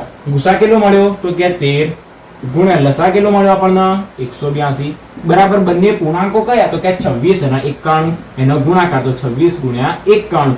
તમે આ બંનેનો ગુણાકાર કરો અને આ બંનેનો ગુણાકાર કરો, બંને જવાબ તમને કેવા મળી જશે? સરખા. બસ અહીંયા સુધી જ ગણવાનું. આવી રીતના લખો. લસા ગુણ્યા ગુસા બરાબર બંને પૂર્ણાંકોનો ગુણાકાર. ગુસા ગુણ્યા લસા મતલબ ગુસા 13, નીચે લસા 182 બરાબર બંને પૂર્ણાંકો કયા? 26 અને 91. આ બાજુ ગુણાકાર કરો, આ બાજુ, બંનેનો જવાબ આપણને સરખો મળી જશે. નંબર 2 જોઈએ. 510 અને 92 ના અવયવો પાડીએ. 510 ના અવયવો 2 વડે વિભાજ્ય. હા, 250 ને 5 255 દૂર થશે. 255 2 વડે ભગાશે નહીં. 5 5 10 9 12. 3 વડે ભગાશે તો ભાગીએ ભાઈ. 255 ભાગ્યા 3 સિત્તા 21, 3 અઠા 24. પછી 1 5 3 5 85 મળશે. 85 ગુણ્યા 3. હવે 8 ને 5 થશે 13. 3 વડે ભગાશે નહીં. 15 5 85, 15 5 તો 75 થાય. તો 85 ને 5 વડે ભાગવા હોય તો 5 એકા 5 3 5 5 સિત્તા 17 85. અને 17 મતલબ 1 ગુણ્યા 17. તો આ અવયવો પડ્યા આપણી પાસે કોના? 510 ના. બીજી સંખ્યા કઈ? 92. એના 2 વડે ભાગીએ તો કેટલા મળશે? 45 દુ 90. 45 ને 1 થશે 46. 46 મતલબ 23 દુ 46. 23 મતલબ 1 અને 23. તો આના અવયવ મળ્યા 2 2 અને 23. તો હવે આના લખીએ અવયવો. પહેલા નંબરમાં આવશે 510, બીજા નંબરમાં આવશે 92. 510 ના અવયવો કયા પડે? 2 3 5 7 17. 2 ગુણ્યા 3 5 17 બરાબર 92 માટે કેટલા પડ્યા અવયવો? 2 2 અને 23. 2 ગુણ્યા 2 ગુણ્યા 23. સૌપ્રથમ શોધીએ એના માટે ગુસા. તો ગુસા 510 92 બરાબર આની અંદર 2 ગુણ્યા 2 ગુણ્યા 23 ના લખાશે 2 નો સ્ક્વેર ગુણ્યા 23. એવી સંખ્યા કે જે બંનેમાં હાજર હોય. અહીંયા 2 છે, અહીંયા પણ 2 છે, મતલબ આ બંને મેચ થઈ ગયા. ઓકે, આ 3 છે, અહીંયા 3 છે, નથી. ના ભાઈ. 5 છે, નથી. 17 નથી. બીજી એક પણ એવી સંખ્યા નથી કે જે મેચ થાય. હવે શોધીએ લસા. લસા 510 92 બરાબર શું થશે? લસા મતલબ આપેલા બધાના ભેગા કરીને ગુણાકાર. હવે અહીંયા આગળ 2 છે, અહીંયા પણ 2 છે. હા, અહીંયા આગળ 2 છે, અહીંયા 2 નથી, ના હોય તો લખી દો દેવાના જ. અહીંયા 3 છે, અહીંયા નથી તો લખી દો. અહીંયા 5 છે, અહીંયા 17 પણ છે, અહીંયા 23 પણ છે. ઓહો, બધી જ સંખ્યાનો ગુણાકાર કરી દેવાનો. આ બધી જ સંખ્યાનો ગુણાકાર આપણને શું મળશે? લસા મળશે. ગુણાકાર જાતે કરવાનું અને સાથે સાથે ચકાસવામાં શું કરવાનું? નીચે લખી દેવાનું. હવે ગુસા ગુણ્યા લસા બરાબર બંને પૂર્ણાંકોનો ગુણાકાર. ગુસા મળ્યો 2, લસા મળ્યો જે જવાબ મળ્યો એ બરાબર બંને પૂર્ણાંકો 510 ગુણ્યા 92. ડાબી બાજુ ગુણાકાર કરવાનો, જમણી બાજુ ગુણાકાર. શું મળશે આપણને? જવાબ એક સરખો જ મળશે. આ દાખલો આપણે ગણવાનો HW માં, હોમવર્કમાં. ઓકે, બહુ સરળ દાખલા, નાના. આ દાખલો બી જાતે ગણવાનું. આઈએ આના ઉપર. આમાં આપણને શું કહેવામાં આવ્યું છે? અહીંયા આગળ આપણને કીધું છે કે 3 સંખ્યા આપી છે અને એ 3 સંખ્યાનો આપણે શોધવાનો ગુસા અને લસા. કોઈ જ ફરક નહીં. જે રીતે અહીંયા કરતા હતા એની એ જ રીતે અહીંયા આગળ કરવાની. સૌપ્રથમ 12, 15 અને 21 ના અવયવો પાડી દેવાના. 12 ના અવયવો કયા પડશે? 6 દુ 12, 3 દુ 6. આ એના અવયવો પડી ગયા. 15 ના અવયવ પડશે 3 પંચા 15. 21 ના અવયવ પડશે 7 તરી 21. સૌપ્રથમ શોધીએ ગુસા. ગુસા શોધવાનું હોય તો કૌંસમાં સંખ્યા લખીએ તો 12, 15, 21 બરાબર. ગુસા કેટલું થશે? ગુસા મતલબ એવી સંખ્યા કે જે બંનેમાં હાજર હોય. તો અહીંયા 3 છે તો કે એવી સંખ્યા જે ત્રણેયમાં હાજર હોય. અહીંયા 3 છે, અહીંયા પણ છે, અહીંયા પણ છે તો 3. અહીંયા 2 છે, અહીંયા નથી. અહીંયા 5 છે, નથી. 7 છે, ઉપરનામાં નથી. તો ગુસા કેટલો મળી ગયો? 3. અહીંયા નીચે સુધી દેખાયું છે. ઓકે, હવે શોધીએ એના માટે લસા. તો લસા મતલબ કેટલો થશે? લસા 12, 15, 21 બસ સેમ ટુ સેમ જ જેટલી સંખ્યાઓ બધાના ભેગી કરીને લખી દો. અહીંયા 2 ગુણ્યા 2 મતલબ 2 નો સ્ક્વેર. તો જે મોટી હોય જ લખવાની. પછી અહીંયા 3 તો ગુણ્યા 3. અહીંયાના 3 તો જો એક વખત 3 આવી ગયા એટલે બીજી વખત લેવાના નહીં. પછી 2 ગુણ્યા 2 2 નો સ્ક્વેર. એ મોટી સંખ્યા હતી એટલે લીધો. જો અહીંયા 3 નો સ્ક્વેર હોત તો આપણે 3 નો સ્ક્વેર જ લાગ. તો અહીંયા 5, પછી અહીંયા આગળ 7. તો બસ આનો ગુણાકાર આપણને શું મળશે? લસા મળશે. આના માટે જોઈએ આ દાખલા ઉપર ભાઈ જેટલા તમારા પેન જ્યાં સુધી પૂરી ના થાય ઠીક કરી રાખજો. એક્ઝામ માટે બહુ જ ઇમ્પોર્ટન્ટ છે. બોર્ડની એક્ઝામ માટે પણ આપેલી સંખ્યાનો ગુસા કેટલો? 17, 23 અને 29. ત્રણે ત્રણ અવિભાજ્ય સંખ્યા યાદ રાખજો. ત્રણે ત્રણ કેવી સંખ્યા? અવિભાજ્ય સંખ્યા. એના એક અને બીજી સંખ્યા એ પોતે 17 ના અવયવો પાડશો તો શું મળશે? 1 ગુણ્યા 17. 23 ના અવયવો પાડશો તો 1 ગુણ્યા 23. પછી 29 ના અવયવો પાડશો તો 1 ગુણ્યા 29. તો તમને આનો ગુસા પૂછે કે આનો ગુસા કેટલો? તો સંખ્યા જોઈને જ ખબર પડી જાય કે જ્યારે બી અવિભાજ્ય સંખ્યાઓ આપી હોય તો અવિભાજ્ય સંખ્યાઓનો ગુસા હંમેશા 1 થશે. તો આનો ગુસા આપણને કેટલો મળશે? ગુસા મળશે 1. જો લસા જોઈતો હોય તો 1 ગુણ્યા 1 ગુણ્યા 1 મતલબ 1 જ. સાથે 13, 29 અને 23 તો 17 ગુણ્યા 23 ગુણ્યા 29. આ ત્રણેયનો ગુણાકાર આપણને શું આપશે? લસા આપશે. ડન. તો ત્રીજો દાખલો જાતે ગણો. આપણે એની પ્રેક્ટિસ કરી દઈએ. 8 મતલબ 2 ગુણ્યા 2 ગુણ્યા 2. 9 મતલબ 3 ગુણ્યા 3. 25 મતલબ 5 ગુણ્યા 5. તો આનો ગુસા કેટલો થશે? એવી સંખ્યા કે જે બધામાં હાજર હોય એવી તો કે સંખ્યા જ નહીં. તો એનો ગુસા કેટલો થશે? 1 થશે. હવે લસા મતલબ અહીંયા આગળ શું મળ્યો? 2 નો ઘન. તો લસા મતલબ બધાનો ગુણાકાર. મોટી સંખ્યા 2 નો ઘન. અહીંયા આગળ 3 નો સ્ક્વેર. 3 ગુણ્યા 3 મતલબ 3 નો સ્ક્વેર. અહીંયા 5 ગુણ્યા 5 મતલબ 5 નો સ્ક્વેર. જે મોટી સંખ્યા હોય એ લખવાનું. 3 ગુણ્યા 3 આપણે શું લખીએ? 3 નો સ્ક્વેર લખીએ. 5 ગુણ્યા 5 ને 5 નો સ્ક્વેર લખીએ. તો બસ બધાનો ગુણાકાર આપણને શું મળશે? લસા મળશે. તો આ પૂરો થઈ ગયો દાખલા નંબર 3. એના 3 દાખલા. આ દાખલો પણ મોસ્ટ ઇમ્પોર્ટન્ટ. આ દાખલો પણ મોસ્ટ ઇમ્પોર્ટન્ટ. તમને આની અંદર પણ ગુસા પૂછે કે કેટલો થશે? 1 થશે. અને યાદ રાખવાનું જેટલી બી અવિભાજ્ય સંખ્યા આપી દરેકે દરેક અવિભાજ્ય સંખ્યાઓનો ગુસા 1 જ થાય. તમને પૂછે 3 અને 5 નો ગુસા 1, 5 અને 7 નો 1. મોસ્ટ ઓફ પાર્ટ પૂછે 17 અને 23 નો ગુસા કેટલો? તો કે 1. આગળ જોઈએ બીજા દાખલા. દાખલા નંબર 4 બહુ જ સહેલો દાખલો છે. આની અંદર કીધું છે કે જો ગુસા 306 657 બરાબર 9 હોય તો લસા શોધો. કેવી રીતના? યાદ કરો, આપણને ગુસા આપેલો છે તે પરથી લસા શોધવાનો. મતલબ સૂત્રનો ઉપયોગ કરવાનો. તો અહીં આપણને ગુસા આપી દીધો. દાખલો સ્ટાર્ટ જ ક્યાંથી કરવાનો? ગુસા આપેલો છે તો લખીશું કે અહીં આપણને ગુસા આપેલો છે. કેટલો? તો કે ગુસા 306 657 બરાબર 9. 1 થી 14 ચેપ્ટર રહ્યા ગણિતની અંદર. કોઈ પણ ચેપ્ટરમાં સ્ટાર્ટ ક્યાંથી કરવાનું? જે કિંમત આપી હોય ત્યાંથી સ્ટાર્ટ કરવાનું. બીજા નંબરની અંદર સૂત્ર લખીશું કે હવે આપણી પાસે સૂત્ર છે કે ગુસા બે સંખ્યા કઈ આપી છે? 306 અને 657. 306 657 ગુસા ગુણ્યા લસા અને કૌંસની અંદર સંખ્યાઓ લખવાની. 306 ગુણ્યા 306 અને 657 લસા ગુણ્યા ગુસા બરાબર a ગુણ્યા b. a અને b કયા? 306 અને 657. તો 306 ગુણ્યા 657. તો બસ ગુસા આપી દીધો છે 9, તો નીચે મૂકી દઈએ 9 ગુણ્યા આ લસા અને એની અંદર કૌંસમાં બે સંખ્યાઓ લખવાની બરાબર 306 અને 657. ઓકે, બસ તો લસા શોધવાનો, તો લસાના કરતા બનાવીએ. લસા 306 657 બરાબર 306 ગુણ્યા 657. આ 9 ના આની નીચે લઈ જઈએ તો બસ ગમે તેમ કરીને આના છેદ ઉડાડીએ તો 306 અને 9 સાથે છેદ ઉડાડીશું તો આપણને જવાબ મળશે 34 ગુણ્યા 9 થશે 306. તો 9 9 કટ થઈ જશે, આપણી પાસે વધશે 34 ગુણ્યા 657. કરીએ ભાગાકાર કે ગુણાકાર. 22 33 8 જવાબ મળશે આનો. 22 33 8. ઓકે, આ મળી ગયો આપણને આનો ગુણાકાર. આવી રીતના દાખલા ગણવાના હોય છે, બહુ સરળ અને 2 માર્ક્સ મફત ના મળે, રોકડા મળે એવા માર્ક્સના દાખલા છે. તો આપણો દાખલા નંબર 4 અહીંયા આગળ પૂરો થઈ ગયો. આગળ હજી એક દાખલો આપણે શીખવાનો છે, જે છે દાખલા નંબર 7. આ દાખલા નંબર 7 ની અંદર આપણને શું આપ્યું છે ધ્યાનથી સમજજો. બધા ભાઈ ચોપડી છે, રકમ વાંચીએ. એક રમતના મેદાનમાં વર્તુળાકાર માર્ગ છે. સોનિયાને તેનું પરિભ્રમણ પૂરું કરતા 18 મિનિટ લાગે, રવિને એનું પરિભ્રમણ પૂરું કરતા 12 મિનિટ લાગે. ધારો કે બંને એક જ સમયે એક બિંદુએથી એક દિશામાં પરિભ્રમણ કરવાનો પ્રારંભ કરે તો કેટલી મિનિટ બાદ બંને ફરી પ્રારંભ બિંદુ પર ભેગા થાય? શું આપવામાં આવ્યું છે? એક જે છોકરો અથવા છોકરી રહી સોનિયા અને રવિ, એની અંદર એકના પરિભ્રમણ પૂરું કરતા 18 મિનિટ લાગે, એકના પરિભ્રમણ પૂરું કરતા 12 મિનિટ લાગે. આ 2 મિનિટ આપી, મતલબ 2 સંખ્યા આપી, અને મેન વસ્તુ શું આપી છે? કેટલી મિનિટ બાદ બંને ફરી પ્રારંભ બિંદુ પર ભેગા થાય. યાદ રાખવાનું, જ્યારે બી બંને એવો શબ્દ આવે, મતલબ બંને કોણ? 18 અને 12, મતલબ જે સોનિયા અને રવિ આપેલા છે એ બંને કેટલી મિનિટ બાદ ફરી પ્રારંભ બિંદુ પર ભેગા થાય? મતલબ આપણે એના માટે શોધવાનું આવશે લસા. જ્યારે બી બંને, ત્રણે, ચારે એવો શબ્દ આવે, સીધો જ એનો લસા શોધી દેવાનો. તો બસ દાખલો ક્યાંથી સ્ટાર્ટ કરવો ને કેવી રીતના ગણવું સ્ટાર્ટ કરીએ આપણે પણ. તો અહીં સૌપ્રથમ આપણને શું આપવામાં આવ્યું છે? બે સંખ્યા 18 અને 12. તો 18 12 અવયવો પાડીએ. 9 દુ થશે 18, 3 તરી થશે 9, મતલબ 2 ગુણ્યા 3 નો સ્ક્વેર. 12 મતલબ 6 દુ 12, 3 દુ 6, તો 2 ગુણ્યા 3 મતલબ 2 નો સ્ક્વેર અને ગુણ્યા 3. અને બંને ફરી પ્રારંભ બિંદુ પર ભેગા થાય, બંને 3, 4, 5, 8, 10, 20, મતલબ લસા શોધવાનો.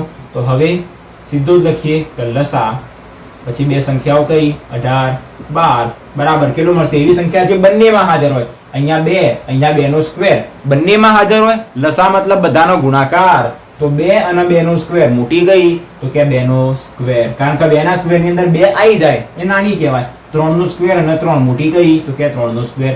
2 નો સ્ક્વેર 4, 3 નો સ્ક્વેર 9, 9 ચોક થશે 36. તો 36 મિનિટ બાદ બંને ફરી પ્રારંભ બિંદુ પર ભેગા થશે. તો લખી દેવાનું નીચે જે શોધવાનું કીધું હતું એ, તો 36 મિનિટ બાદ બંને ફરી પ્રારંભ બિંદુ પર ભેગા થશે. એવું જ પૂછ્યું ને કે પ્રારંભ બિંદુ પર ભેગા થાય કેટલી મિનિટ પછી? તો 36 મિનિટ પછી બંને ફરી પ્રારંભ બિંદુ પર ભેગા થાય. તો આ લસા અને ગુસાના દાખલા અહીંયા આગળ પૂરા થઈ ગયા. હવે આવશે આપણો ચોથા નંબરનો ટોપિક, સાબિત કરો કે આપેલી સંખ્યા અસમય સંખ્યા છે.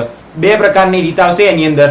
બંને રીતનો એક એક દાખલો ગણીએ અને એના દ્વારા આગળના દાખલા વિશે તમને બહુ સરળતાથી માહિતી આપી દઉં. હવે જાતે પણ એને ગણી શકશો. તો બસ આના ભૂસી દઈએ અને આગળ આવીએ અસમય સંખ્યા ઉપર. સ્ટાર્ટ કરીએ. પહેલો દાખલો જોઈએ. વર્ગમૂળમાં 7 અસમય સંખ્યા છે એવું આપણે સાબિત કરીએ. સેમ ટુ સેમ વર્ગમૂળમાં 3 માટે, એવું ને એવું જ સેમ ટુ સેમ વર્ગમૂળમાં 5 માટે, વર્ગમૂળમાં 11, વર્ગમૂળમાં 13. આખી મેથડ સેમ ટુ સેમ આવશે. જ્યાં 7 દેખાય ત્યાં 5 3 11 13 લખતા જવાનું. એક દાખલો તમને સમજાવીશ, તમને જાતે પણ મજા આવશે ગણવાની. સ્ટાર્ટ કરીએ. સૌપ્રથમ અહીંયા આગળ શું આપ્યું છે? વર્ગમૂળમાં 3 અસમય સંખ્યા છે, સાબિત કરો. તો આપણે હંમેશા ઉલટું ધારવાનું. આપણે એવું ધારીએ કે વર્ગમૂળમાં 7 સમય સંખ્યા છે અને આગળની ગણતરી કરીએ. તો અહીંયા લખીએ કે ધારો કે જો આપણે ધારીએ છીએ તો લખીશું કે ધારો કે વર્ગમૂળમાં 7 સમય સંખ્યા છે. આપણે ઉલટું જ ધારવાનું, સમય સંખ્યા છે. બસ, તો વર્ગમૂળમાં 7 એ સમય સંખ્યા છે. હવે આગળ શું કરવાનું? હવે આના બરાબર આપણે લઈ લેવાનું a ભાગ્યા b. a અને b શું? એ પણ દઈએ. હજી આપણે ધારીએ કે ધારો કે વર્ગમૂળમાં 7 બરાબર લઈ લઈએ a ભાગ્યા b. સૌથી મેઇન વસ્તુ અહીંયા આગળ આવશે. પછી કૌંસમાં લખવાનું કે જ્યાં a અને b શું છે? જ્યાં a અને b એ અવિભાજ્ય પૂર્ણાંકો છે, અવિભાજ્ય પૂર્ણાંકો છે. હવે યાદ કરો, હાલ જ આગળના દાખલા મેં તમને સમજાવ્યું કે કોઈ પણ અવિભાજ્ય સંખ્યા હોય, અવિભાજ્ય પૂર્ણાંક હોય, એનો ભૂસા કેટલો થાય? હંમેશા એક જ થાય. તો મતલબ એનો ગુસા કેટલો થશે 1. એ લખવાની જરૂર નથી, ખાલી આપણા મગજમાં યાદ રાખવાનું છે કે જ્યાં a અને b એ અવિભાજ્ય પૂર્ણાંકો તો એનો ગુસા કેટલો થાય 1 થાય. તો બસ હવે શું કરીએ, b ને અહીંયા આગળ ગુણી દઈએ તો a બરાબર શું મળશે વર્ગમૂળમાં 7b. જ્યાં વર્ગમૂળ દેખાય ત્યાં સ્ક્વેર કરી દઈએ. તેથી બંને બાજુ સ્ક્વેર કરીએ તો a² બરાબર વર્ગમૂળમાં 7 નો સ્ક્વેર મતલબ વર્ગમૂળમાં 7 ગુણ્યા વર્ગમૂળમાં 7 કેટલા મળશે 7. b નો સ્ક્વેર મતલબ b². શું કર્યું, બંને બાજુ વર્ગ કરતા, બંને બાજુ વર્ગ કરતા. શા માટે, તો કે વર્ગમૂળ કાઢવું હતું. તો બસ a² બરાબર 7b². હવે એક તમને ઉદાહરણ આપું. આપણે 6 બરાબર શું લખીએ છીએ 2 ગુણ્યા 3. મેં તમને હાલ આગળ સમજાવ્યું. આ 6 બરાબર 2 ગુણ્યા 3 એના અવયવો પણ મતલબ એનો મતલબ શું થશે કે 2 જે રહ્યા 6 એ 2 વડે વિભાજ્ય છે, 6 એ 3 વડે પણ વિભાજ્ય છે. મતલબ 6 ના આપણે 2 વડે પણ ભાગી શકાય, 3 વડે પણ ભાગી શકાય. એવી રીતના a² ના બે અવયવો કયા 7 અને b². તો a² એ 7 વડે પણ વિભાજ્ય છે અને b² વડે પણ વિભાજ્ય છે. તો લખીએ તો તેથી a² એ 7 વડે વિભાજ્ય છે, 7 વડે વિભાજ્ય છે. આના ઉપરથી મેં તમને આગળ સમજાવ્યું તો આનો પણ મતલબ એ જ થયો કે a² એ 7 વડે વિભાજ્ય થયું. હવે પ્રમેય 1.2 શું કહે છે આપણને કે જો આની જગ્યાએ કોઈ બીજી સંખ્યા આપી હોય, જેમ કે 49 માની લઈએ, 49 એક સંખ્યા આપણને આપી છે 49, એના અવયવો પડશે 7 ગુણ્યા 7. આના આપણે કહી દઈએ a². હવે હું a લઉં મતલબ 49 ની જગ્યાએ શું લઉં, અહીંયા આગળ એક જ મિનિટ આ પેન, આ બીજી પેન લઈએ. અહીંયા આગળ આપણે શું લઈએ 7 લઈએ. તો બરાબર આના 7 ના અવયવો 7 ગુણ્યા 1 આવી રીતના લખી શકાય. હા લખી શકાય, કારણ કે a² 49 હતા, એનું વર્ગમૂળ 7 થયું. 49 ના અવયવો 7 ગુણ્યા 7, 7 ના અવયવો 7 ગુણ્યા 1. મતલબ તમે જુઓ a² જે રહ્યો એ 7 વડે વિભાજ્ય થયો, તો એ પણ કેવો થયો 7 વડે વિભાજ્ય થયો. તો a² એ 7 વડે વિભાજ્ય થયું, તો એ પણ શું હશે 7 વડે વિભાજ્ય છે. ફરી સમજો, અહીંયા આગળ શું કર્યું, a² 49 હતા, એનું વર્ગમૂળ કર્યું તો a મળ્યો જે 7 મળ્યો. તો a² જે રહ્યો 7 ગુણ્યા 7 એના અવયવો, તો એ 7 વડે વિભાજ્ય થયું, કારણ કે 7 ગુણ્યા 7 જે બે અવયવો હોય બંને વડે વિભાજ્ય થાય. હવે એના અવયવો કયા 7 ગુણ્યા 1, તો એ પણ શું થશે 7 વડે વિભાજ્ય. તો તેથી લખી શકાય, તો તેથી એ પણ શું થશે 7 વડે વિભાજ્ય છે, 7 વડે વિભાજ્ય છે. આપણી પાસે ચોપડીની અંદર પ્રમેય 1.2 આપ્યો છે અને પ્રમેય 1.2 આપણને આવું સમજાવે છે. જ્યાં વર્ગમૂળમાં 5 હોય તો આપણે આવી રીતના વર્ગમૂળમાં 5 નું ઉદાહરણ લઈ શકાય કે જો a² બરાબર 25 હોય અને એના અવયવો આપણે 5 ગુણ્યા 5 પડીએ, જો a બરાબર શું થઈ જાય 5 થઈ જાય. આ બાજુથી વર્ગ કાઢીએ તો પેલી બાજુ વર્ગમૂળ થઈ જાય. 5 ના અવયવો 1 ગુણ્યા 5 મળે. તો 5 એ a² વડે વિભાજ્ય થયો, સોરી a² એ 5 વડે વિભાજ્ય થયો. તો કે હા, તો 1 જે રહ્યો અને 5 જે રહ્યો એ પણ શું થશે a વડે વિભાજ્ય થવાનું, કારણ કે અહીંયા આગળ આ શું પડ્યા એના અવયવો. જેટલા બી એના અવયવો હોય એના વડે આપેલી સંખ્યા વિભાજ્ય હોય. અહીંયા આગળ 5 અને 5 વડે a² વિભાજ્ય છે, 1 અને 5 વડે a વિભાજ્ય છે. તો એવી રીતના 7 એ a² એ 7 વડે વિભાજ્ય છે. તો એવી રીતના એ પણ શું થશે 7 વડે વિભાજ્ય થશે. તો એ આપણે લખી દીધું. અને હવે આપણે બીજી એક વસ્તુ ધારવાની. બીજી વસ્તુમાં શું ધારવાની, હવે લખીએ ધારો કે આ પહેલું સ્ટેપ અહીંયા પૂરું થઈ ગયું. બીજા નંબરમાં આપણે લખીએ કે ધારો કે આ a² ના એમના એમ રાખીએ, a ના એમના એમ રાખીએ, અહીંયા 7 ના પણ એમના એમ રાખીએ. આ b જે રહ્યો એની જગ્યાએ આપણે a² a1 ધારી દઈએ અથવા તો c ધારી દઈએ. a1 અથવા તો c જે ધારવું હોય ધારીએ. a1 ધારીએ, a1 શું ધાર્યું આપણે, અહીંયા a² ની જગ્યાએ a લખ્યું, 7 ની જગ્યાએ 7 લખ્યું, b² ની જગ્યાએ a1 લખ્યું. બસ આ વસ્તુ ખાલી યાદ રાખવાની. કોઈ પણ દાખલાની અંદર આ બીજી એક વસ્તુ આપણે ધારવાની છે. હવે શું કરીએ, બંને બાજુ વર્ગ કરી દઈએ. તો તેથી બંને બાજુ વર્ગ મતલબ a², 7 નો વર્ગ થશે 49, a1 નો વર્ગ થશે a1². પણ આપણી પાસે a² અહીંયા મળ્યો, a² ની કિંમત શું, તો કે 7b². તો a² બરાબર 7b² અહીંયા મૂકીએ તો a² બરાબર મળશે 7b² બરાબર 49 a1². એક કામ કરી 7 ના આની નીચે મોકલી દઈએ તો તેથી નીચે તરફ દેખાયું છે. ઓકે, તો b² બરાબર આપણને શું મળશે, તો કે 49, 7 એની નીચે આવી ગયા અને આ a1² એમના એમ. તો બરાબર, તેથી આપણને b સ્ક્વેર બરાબર શું મળ્યું? તો કે 49 ભાગ્યા 7 મતલબ 7 અને a1 સ્ક્વેર. તો આનો મતલબ તમને શું લાગે છે? જેમ અહીંયાથી તમને શું ખબર પડી કે a સ્ક્વેર જે રહ્યો એ 7 વડે વિભાજ્ય છે, તો એ પણ 7 વડે વિભાજ્ય થાય. અહીંયા આગળ b સ્ક્વેર ના અવયવો 7 અને a1 સ્ક્વેર છે, મતલબ 7 વડે પણ એ વિભાજ્ય, a1 સ્ક્વેર વડે પણ વિભાજ્ય. a1 નું આપણા કોઈ જ કામ નહીં, તો b સ્ક્વેર શું થયો? 7 વડે વિભાજ્ય થયો. તો લખીએ કે અહીં આપણી પાસે કઈ સંખ્યા છે? અહીં જે b રહ્યો b સ્ક્વેર એ શું થશે? 7 વડે વિભાજ્ય છે, 7 વડે વિભાજ્ય છે. જો b સ્ક્વેર એ 7 વડે વિભાજ્ય હોય તો હાલ આગળ જે સમજાયું પ્રમેય 1.2 પ્રમાણે, તો b પણ શું થશે? 7 વડે વિભાજ્ય થશે. તો b પણ 7 વડે વિભાજ્ય છે, વિભાજ્ય છે. હવે મેન મારી વાત સમજો કે આપણી પાસે બે સંખ્યા હતી 12 અને 15. આવી કોઈ સંખ્યા આપેલી હોય, એનો ગુસા શોધવો હોય તો આપણે શું કરતા? એવી સંખ્યા કે જે બંનેમાં કોમન હોય. હવે અહીંયા આગળ એક સંખ્યા a છે અને એક સંખ્યા b છે. હવે જુઓ, આ પણ a જે રહ્યો એ પણ 7 વડે વિભાજ્ય, b પણ 7 વડે વિભાજ્ય. જો આ બે જે રહ્યા, એક મિનિટ, 12 જે રહ્યો, 12 ના તમે અવયવો પાડશો તો એની અંદર તમને 3 મળશે. 15 ના અવયવોમાં પણ તમને 3 મળશે. તો 3 જે રહ્યો એ શું કહેવાય? આ બંનેનો ગુસા કહેવાય? તો કે હા કહેવાય. પછી ભલે કે આગળ આપણને 6 મળે, પણ 3 શું કહેવાય? એનો ગુસા તો કહેવાય જ. તો એવી રીતના a અને b બંને 7 વડે વિભાજ્ય છે. a અને b એ બંને 7 વડે વિભાજ્ય છે, મતલબ 7 શું કહેવાય? એનો ગુસા કહેવાય. a ની જગ્યાએ આપણને 49 આપી શકે, b ની જગ્યાએ આપણને 14 આપી શકે. શું 49 7 વડે વિભાજ્ય છે? તો કે હા. જો 14 એ 7 વડે વિભાજ્ય છે? તો કે હા. મતલબ 49 જેને આપણે a લખ્યો, 14 જેને આપણે b લખ્યો, તો a અને b બંને 7 વડે વિભાજ્ય. જો બંને 7 વડે વિભાજ્ય હોય મતલબ એનો ગુસા કેટલો થાય? બંનેમાં જે કોમન હોય એ બંનેમાં કોમન શું? તો કે 7. તો એનો ગુસા કેટલો થઈ ગયો? તો 7 થઈ ગયો. પણ આપણે તો શું ધાર્યું? a અને b અવિભાજ્ય પૂર્ણાંકો છે, અને અવિભાજ્ય પૂર્ણાંકોનો એનો લસા કેટલો થાય? ગુસા એક જ થાય. અવિભાજ્ય પૂર્ણાંકો જે રહ્યા એનો ગુસા કેટલો થાય? એક જ થાય. હાલના જ આગળના દાખલામાં સમજાયું. પણ અહીંયા તો આપણને એનો ગુસા કેટલો મળ્યો? 7 મળ્યો. કારણ કે a પણ 7 વડે વિભાજ્ય, b પણ 7 વડે વિભાજ્ય. તો બંને જો 7 વડે વિભાજ્ય હોય તો 7 શું કહેવાય? એનો ગુસા કહેવાય. પણ અહીંયા તો આપણે ધાર્યું છે કે a અને b બંને જે અવિભાજ્ય પૂર્ણાંકો રહ્યા એ કેવા છે? અવિભાજ્ય પૂર્ણાંકો. મતલબ એનો ગુસા કેટલો થાય? 1 થાય. જ્યારે આપણને અહીંયા 7 મળ્યો, મતલબ આપણે જે ધાર્યું એ કેવું ધાર્યું હતું? ખોટું ધાર્યું હતું. આપણે વિરોધમાં આવ્યા હતા અને જે સાચું હતું એટલે આપણે આનાથી ઉલટું ધાર્યું હતું. શું ધાર્યું હતું? એ સમમેય સંખ્યા છે, તો એ તો આપણને ખોટું મળી ગયું. તો એ ખોટું મળ્યું તો શું છે સાચું? એ અસમમેય સંખ્યા છે. તો લખીએ અહીં. જો સૌપ્રથમ આપણને આના ઉપરથી એટલી ખબર પડી ગઈ કે બીજું સ્ટેપ આ લખીશું, b પણ 7 વડે વિભાજ્ય છે. હવે લખવાનું કે તેથી 7 એ a અને b બંને વડે વિભાજ્ય છે, બંને વડે વિભાજ્ય છે. જેટલી બી વસ્તુ આપણને મળે બધી જ વસ્તુ અહીંયા આગળ લખવાની રહેશે. ઓકે, તો 7 શું થયો? a અને b બંને વડે વિભાજ્ય થયો. એ બંને વડે વિભાજ્ય થયો તો તેથી ગુસા ab બરાબર કેટલા મળશે આપણને? 7. ગુસા ab બરાબર 7. તો આ તો આપણને 7 મળ્યો, પરંતુ આપણી ધારણામાં શું હતું? ab જે રહ્યા એ અવિભાજ્ય સંખ્યા, પરંતુ અથવા લખીએ પરંતુ ab અવિભાજ્ય પૂર્ણાંકો છે, અવિભાજ્ય પૂર્ણાંકો છે.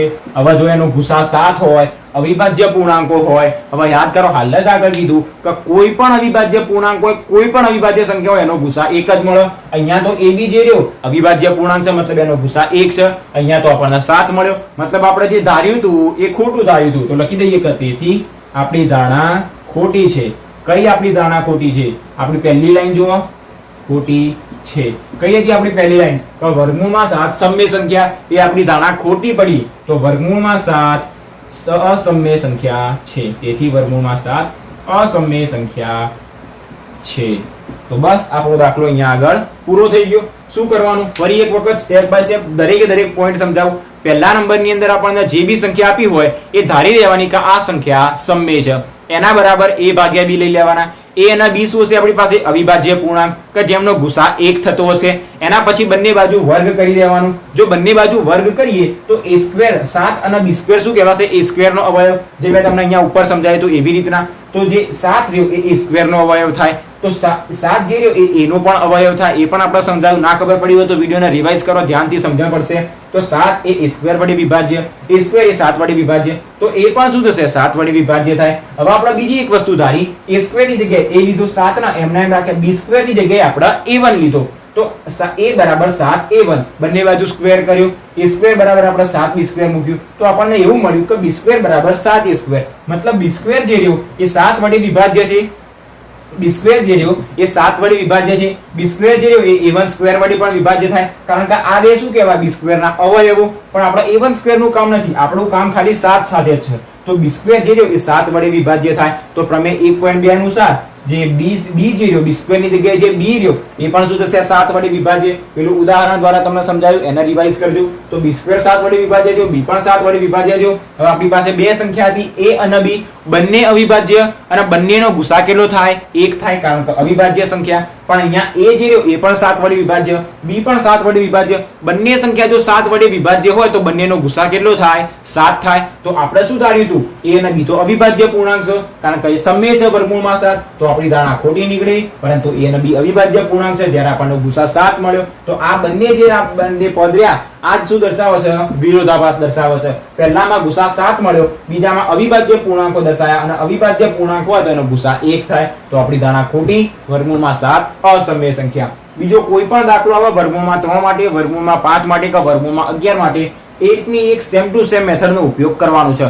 જો ના ખબર પડી હોય તો વિડીયોને રિવાઇઝ કરો. એક વખત જોવાથી તો નહીં જ આવડે, એને 2 થી 3 વખત રિવાઇઝ કરવો પડશે, જાતે લખવા પડશે અને શોધવા પડશે. આવી તમારે જાતે પ્રેક્ટિસ કરવાની વર્ગમૂળ 3 અને વર્ગમૂળમાં 5 માટે. હજી પણ બીજી એક રીત છે, એના આપણે સમજી લઈએ અને સાબિત કરીએ કે આપેલી સંખ્યા અસમય સંખ્યા છે. હવે આપણે જોઈએ બીજી રીત. આની અંદર આપણને શું આપેલું છે કે સાબિત કરો કે 5 - વર્ગમૂળમાં 3 એ અસમય સંખ્યા છે. આવા બે પદ વાળી સંખ્યા આવે જેની અંદરથી એક સમય હશે અને એક અસમય હશે, વર્ગમૂળ વાળી અસમય અને આ સમય, એ બંને સંખ્યાનું મિશ્રણ આવે તો સમજી જવાનું, કાં તો બહુ સરળ રીત આવી. આના પછી આપણે આ બંનેને પણ સમજીશું, 3 વર્ગમૂળમાં 2 ના અને 3 + 2 વર્ગમૂળમાં 5 ના પણ. તો સ્ટાર્ટ કરીએ આના માટે. આના કેવી રીતના સાબિત કરીએ કે આપેલી સંખ્યા એ અસમય સંખ્યા? તો જે આપેલું હોય એના કરતા ઉલટું જ ધારવાનું. પહેલું તો લખીએ કે ધારો કે આપેલી સંખ્યા સમય સંખ્યા. કઈ સંખ્યા આપી? 5 - વર્ગમૂળમાં 3. તો 5 - વર્ગમૂળમાં 3 એ સમય સંખ્યા છે. 5 - વર્ગમૂળમાં 3 સમય સંખ્યા છે. હવે આના પછી બીજા નંબરમાં શું ધારવાનું? એના બરાબર a ભાગ્યા b. હજી આપણે બીજા નંબરમાં ધારીશું. તો ધારો કે 5 - વર્ગમૂળમાં 3 બરાબર a ભાગ્યા b. હવે યાદ રાખવાનું, જ્યારે બી આવી બે સંખ્યા હોય એટલે વર્ગમૂળ વાળાના અલગ મૂકી દેવાની, બાકી બધી સંખ્યાને ભેગી કરી દેવાની. હવે જ્યાં a અને b શું એ લખવાનું ભૂલવાનું નહીં. જ્યાં a અને b એ અવિભાજ્ય પૂર્ણાંકો છે, અવિભાજ્ય પૂર્ણાંકો છે, મતલબ પૂર્ણ સંખ્યાઓ છે, પૂર્ણાંક સંખ્યાઓ છે, અવિભાજ્ય પૂર્ણાંકો છે. ડન. હવે અહીંયા a અને b તો અલગ જ છે, આ વર્ગમૂળ વાળી સંખ્યાને અલગ કરી દઈએ. તો તેથી માઈનસ છે તો પેલી બાજુ લઈ જઈએ તો પ્લસ થઈ જાય, તો a ભાગ્યા b ને ડાબી બાજુ લઈ દઈએ. 5 એમના એમ a ભાગ્યા b ને ડાબી બાજુ લઈશું તો -a ભાગ્યા b બરાબર માઈનસ વર્ગમૂળમાં 3 પેલી બાજુ જશે તો પ્લસ વર્ગમૂળમાં 3. હવે અહીંયા b ના લસા લઈ લઈએ, ચોકડી ગુણાકાર કરીએ તો b ક્યાં ગુણાશે? 5 સાથે, 5b માઈનસ 5 ના નીચે 1 છે તો 1 ગુણ્યા a કેટલા મળશે? a બરાબર વર્ગમૂળમાં 3. હવે આ સ્ટેપ આવી ગયું એટલે દાખલો પૂરો થઈ ગયો. અહીંયા આગળ તમે જુઓ કેટલી સંખ્યા છે આપણી પાસે? 5 છે, b છે, a છે અને b છે, મતલબ ટોટલ 3 સંખ્યાઓ છે, 5 b અને a. તમે વિચારો a અને b શું આપણી પાસે? અવિભાજ્ય પૂર્ણાંકો. એ અવિભાજ્ય પૂર્ણાંકની અંદર આપણી પાસે કઈ કઈ સંખ્યા હોઈ શકે? 2 3 5 7 9. 9 ના હોય. શા માટે? કારણ કે 9 એ વિભાજ્ય છે. આપણે કેવી કીધી? અવિભાજ્ય. અવિભાજ્ય મતલબ એવી કે જેને બીજી કોઈ સંખ્યા વડે ભાગી શકાય નહીં. જેમ કે 2 થઈ ગઈ, 3 5 7 11 13 19 23, ઓકે 29 31. આ બધી સંખ્યા કેવી કહેવાશે? અવિભાજ્ય પૂર્ણાંકો. તો a અને b ની કિંમત કેવી છે? આ બધી 2 3 5 7 એવી છે, અને સાથે સાથે 5 તો કેવી સંખ્યા છે? પૂર્ણાંક સંખ્યા, જેને આપણે વાસ્તવિક પણ કહી શકીએ. મતલબ આપણી પાસે આ 3 સંખ્યાઓ કેવી છે? પૂર્ણાંક સંખ્યાઓ છે. પૂર્ણાંક સંખ્યા મતલબ કેવી? પૂર્ણ સંખ્યા. અને યાદ કરો આપણે હાલ જ સ્ટાર્ટિંગમાં જ લેક્ચરમાં જોયું કે દરેકે દરેક પૂર્ણાંક સંખ્યાઓનો સમાવેશ શેમાં થાય? સમમેય સંખ્યામાં. મતલબ કઈ કઈ સંખ્યા હતી આપણી પાસે સમમેય સંખ્યાની અંદર? બધી જ સંખ્યા. પૂર્ણાંકની અંદર કઈ કઈ હતી? બધી જ પૂર્ણ સંખ્યા. તો અહીંયા આગળ જો આપણી પાસે 5 પણ પૂર્ણાંક છે, b પણ પૂર્ણાંક છે. જો b આપણી પાસે a અને b અવિભાજ્ય પૂર્ણાંક, મતલબ b અને a આ ત્રણે ત્રણ સંખ્યા કેવી છે? તો કે પૂર્ણાંક સંખ્યાઓ. આ બધું કામ રફમાં સમજવાનું. ત્રણે ત્રણ સંખ્યા રફમાં, સોરી, આ બધું રફમાં સમજીએ. ત્રણે ત્રણ સંખ્યાઓ કેવી? પૂર્ણાંક. તો ત્રણે ત્રણ સંખ્યા ભેગી થઈને જે પદ બને એ કેવું બને? સમમેય બને. કેવી રીતના એ પણ સમજીએ. આપણે આગળ જોયું કે દરેકે દરેક પૂર્ણાંક સંખ્યાઓનો સમાવેશ સમમેયમાં થઈ જાય તો ઘણી બધી પૂર્ણાંક સંખ્યાઓને ભેગી કરીને આપણે સમમેય સંખ્યા બનાવી શકીએ.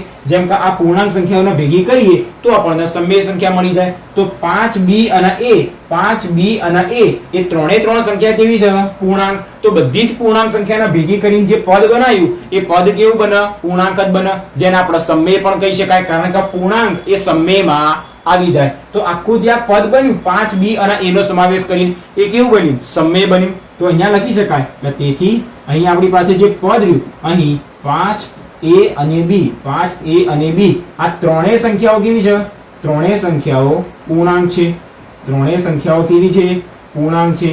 જે સમજીએ એ જ લખવાનું. જો ત્રણે ત્રણ સંખ્યા પૂર્ણાંક હોય તો એના દ્વારા કોઈ પણ પદ બનાવવામાં આવે તો શું એ સમમેય સંખ્યા થાય? હા, થાય જ. કારણ કે બધી જ પૂર્ણાંકોનો સમાવેશ સમમેયમાં થઈ જવાનો છે.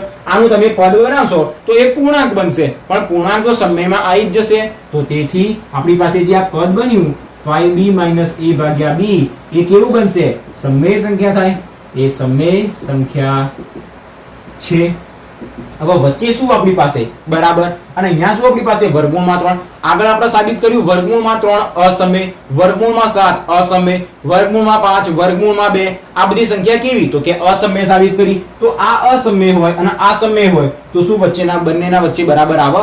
અસમય બરાબર સમય. 5 બરાબર 2, 3 બરાબર 8. શું આવું શક્ય નથી? શક્ય. મતલબ આ અસમય, આ સમય સંખ્યા અને બરાબર અસમય સંખ્યા. વર્ગોમાં 3 અસમય તો શું સમય બરાબર અસમય? આવું ક્યારે મેચ થાય? ના થાય. કારણ કે એક અસમય હોય અને એક સમય હોય અને બંનેની વચ્ચે બરાબર હોય એવું ક્યારે શક્ય જ નથી, કારણ કે બંને ક્યારે બરાબર હોય નહીં. તો આપણી ધારણા કેવી છે? ખોટી છે. કારણ કે વર્ગમૂળમાં 3 તો અસમય સંખ્યા છે. તો આ સંખ્યા પણ કેવી થવી જોઈએ? અસમય જ થવી જોઈએ. આ સંખ્યા મતલબ કઈ સંખ્યા? 5 - વર્ગમૂળમાં 3 એ કેવી થવી જોઈએ? અસમય થવી જોઈએ. તો આપણે શું કીધું? આ સંખ્યા જે રહી એ સમમેય સંખ્યા છે. તો જો આ સમમેય હોય તો આ પણ સમમેય હોવી જોઈએ, કારણ કે બંનેના વચ્ચે બરાબર છે. તો તેથી લખીશું તેથી વર્ગમૂળમાં 3 પણ અસમમેય થાય, 3 પણ સમમેય થાય. સમમેય થાય. કેવી રીતે? જો આ સમમેય હોય તો આ પણ સમમેય થાય, પણ છે નહીં. એવું થશે આના અનુરૂપ એવું થાય, પણ આપણી ધારણા તો ખોટી થાય, કારણ કે વર્ગમૂળમાં 3 તો અસમય છે. પરંતુ પછી લખવાનું ફરીથી બધું તમને સમજાવું, પરંતુ વર્ગમૂળમાં 3 તો અસમય સંખ્યા છે. અસમય સંખ્યા છે. તો તેથી આપણી ધારણા ખોટી છે. ધારણા ખોટી છે. તો આપેલી સંખ્યા જે રહી 5 - વર્ગમૂળમાં 3 એ અસમય સંખ્યા છે. ફરી એક વખત બધું સમજાવું, ધ્યાનથી સમજજો. શું કહેવામાં આવ્યું? જે સંખ્યા આપી હતી એના આપણે સૌપ્રથમ a ભાગ્યા b ધારી દીધી. સૌથી પહેલા શું ધારવાનું? એ સમમેય સંખ્યા. ડન. પછી શું ધાર્યું? એના બરાબર a ભાગ્યા b. પછી શું કર્યું? એના એ જે વર્ગમૂળ વાળી સંખ્યા રહી એને અલગ કરી દીધી, બાકી બધા પદોને એક બાજુ લાવી દીધા. હવે તમે જુઓ આપણી પાસે 5 જે રહી, દરેકને એટલી તો ખબર પડે કે 5 એ કઈ સંખ્યા કહેવાય? પ્રાકૃતિક સંખ્યા. અને દરેક પ્રાકૃતિક સંખ્યા પૂર્ણાંકમાં આવી જાય તો શું 5 એ પૂર્ણાંક કહેવાય? હા, કહેવાય. તો 5 એ પૂર્ણાંક છે. b અને a શું આપણી પાસે? અવિભાજ્ય પૂર્ણાંક, મતલબ એ પૂર્ણાંક છે. તો 5 પણ પૂર્ણાંક, a પણ પૂર્ણાંક, b પણ પૂર્ણાંક. આ ત્રણે ત્રણ સંખ્યા આપણી પાસે પૂર્ણાંક છે અને દરેક પૂર્ણાંક સંખ્યાનો સમાવેશ સમમેયમાં આવી જાય તો શું એ ત્રણે ત્રણ સંખ્યા સમમેય કહેવાય? તો કે હા, કહેવાય. તો એના દ્વારા બનેલું આખું પદ સમમેય કહેવાય? તો કે હા, કહેવાય. તો શું જો આ પદ સમમેય હોય તો આ પદ પણ સમમેય થવું જોઈએ. શા માટે? કારણ કે વચ્ચે બરાબર છે. તો સમમેય બરાબર સમમેય એવું આપણે કહી શકાય. પણ હાલ જ આગળ આપણે સાબિત કર્યું વર્ગમૂળમાં 7 અસમમેય. સેમ ટુ સેમ તમે સાબિત કરશો વર્ગમૂળમાં 3 અસમમેય. તો વર્ગમૂળમાં 3 પણ કેવી સંખ્યા થાય? આ સંખ્યા સમમેય થઈ, બંનેના વચ્ચે બરાબર, તો આ પણ સમમેય થશે. તો લખી દીધું આ સંખ્યા સમમેય સંખ્યા છે. તો વર્ગમૂળમાં 3 પણ સમમેય થાય, વર્ગમૂળમાં 3 પણ સમમેય થાય. થાય લખ્યું છે નહીં એ પણ સમય થાય, પણ વર્ગમૂળમાં 3 તો અસલીમાં રિયલમાં તો અસમય છે તો લખવાનું, પરંતુ આ તો અસમય સંખ્યા છે. તો જે આપણે ધાર્યું હતું એ કેવું ધાર્યું હતું? ખોટું ધાર્યું હતું. આપેલી જે સંખ્યા રહી કેવી સંખ્યા થશે? અસમય સંખ્યા થશે. સેમ ટુ સેમ આ બંને માટે ટ્રાય કરીએ. શું આપણને આપવામાં આવ્યું છે? 3 વર્ગમૂળમાં 2. જો આ રીત તો આની યાદ થશે. હું તમને આખો દાખલો સમજાવી દઉં, કારણ કે આ બંને દાખલા અલગ અલગ છે. આ જે દાખલો રહ્યો અને આ 3 દાખલા ટોટલ 3 દાખલા અલગ અલગ છે. રીત આખી એક જ આવશે, પણ સમજવું બહુ જરૂરી છે. 3 વર્ગમૂળમાં 2 માટે સમજીએ તો પહેલા નંબરમાં તો શું લખીશું? એ સમય સંખ્યા, એના બરાબર આપણે ધારી દઈશું a ભાગ્યા b. તો વર્ગમૂળ વાળી સંખ્યાને અલગ કરી દેવાનું, બાકી બધીને અલગ કરી દેવાનું. તો વર્ગમૂળમાં 2 બરાબર શું મળશે? a ભાગ્યા 3 એની નીચે આવી જશે તો 3b. હવે શું 3 પૂર્ણાંક કહેવાય? હા કહેવાય. હવે જ્યારે આપણે એના a ભાગ્યા a b ધારીશું, a ભાગ્યા b બરાબર ધારીશું આવું, તો a અને b શું હશે? અવિભાજ્ય પૂર્ણાંકો. તો 3 પણ પૂર્ણાંક, a પણ પૂર્ણાંક, b પણ પૂર્ણાંક. તો આ 3 કેવા થાય? પૂર્ણાંક થાય. પૂર્ણાંક મતલબ સમયમાં પણ આવી જશે. તો આ 3 કેવા થશે? સમય થશે. હવે વચ્ચે બરાબર છે તો ડાબી બાજુનું પદ પણ સમય થવું જ જોઈએ, કારણ કે વચ્ચે તો બરાબર છે. જમણી બાજુ સમય હોય તો ડાબી બાજુનું પણ સમય થવું જોઈએ, પણ વર્ગમૂળમાં 2 તો અસમય છે. તો આપણે જે ધાર્યું હતું કે 3 વર્ગમૂળમાં 2 સમય સંખ્યા છે, એ આપણી ધારણા ખોટી પડી ગઈ. પણ એ કેવી સંખ્યા થઈ જશે? અસમય સંખ્યા. બસ સ્ટેપ બાય સ્ટેપ આવી રીતના જ કરવાનું. આના માટે સોલ્વ કરીએ તો શું થશે? આના બરાબર સૌપ્રથમ શું ધારી દઈશું? આપણે a ભાગ્યા b ધારી દઈશું. એની અંદરથી વર્ગમૂળ વાળી સંખ્યાને અલગ કરી દઈશું. વર્ગમૂળ વાળી સંખ્યા કઈ? તો કે 2 વર્ગમૂળમાં 5.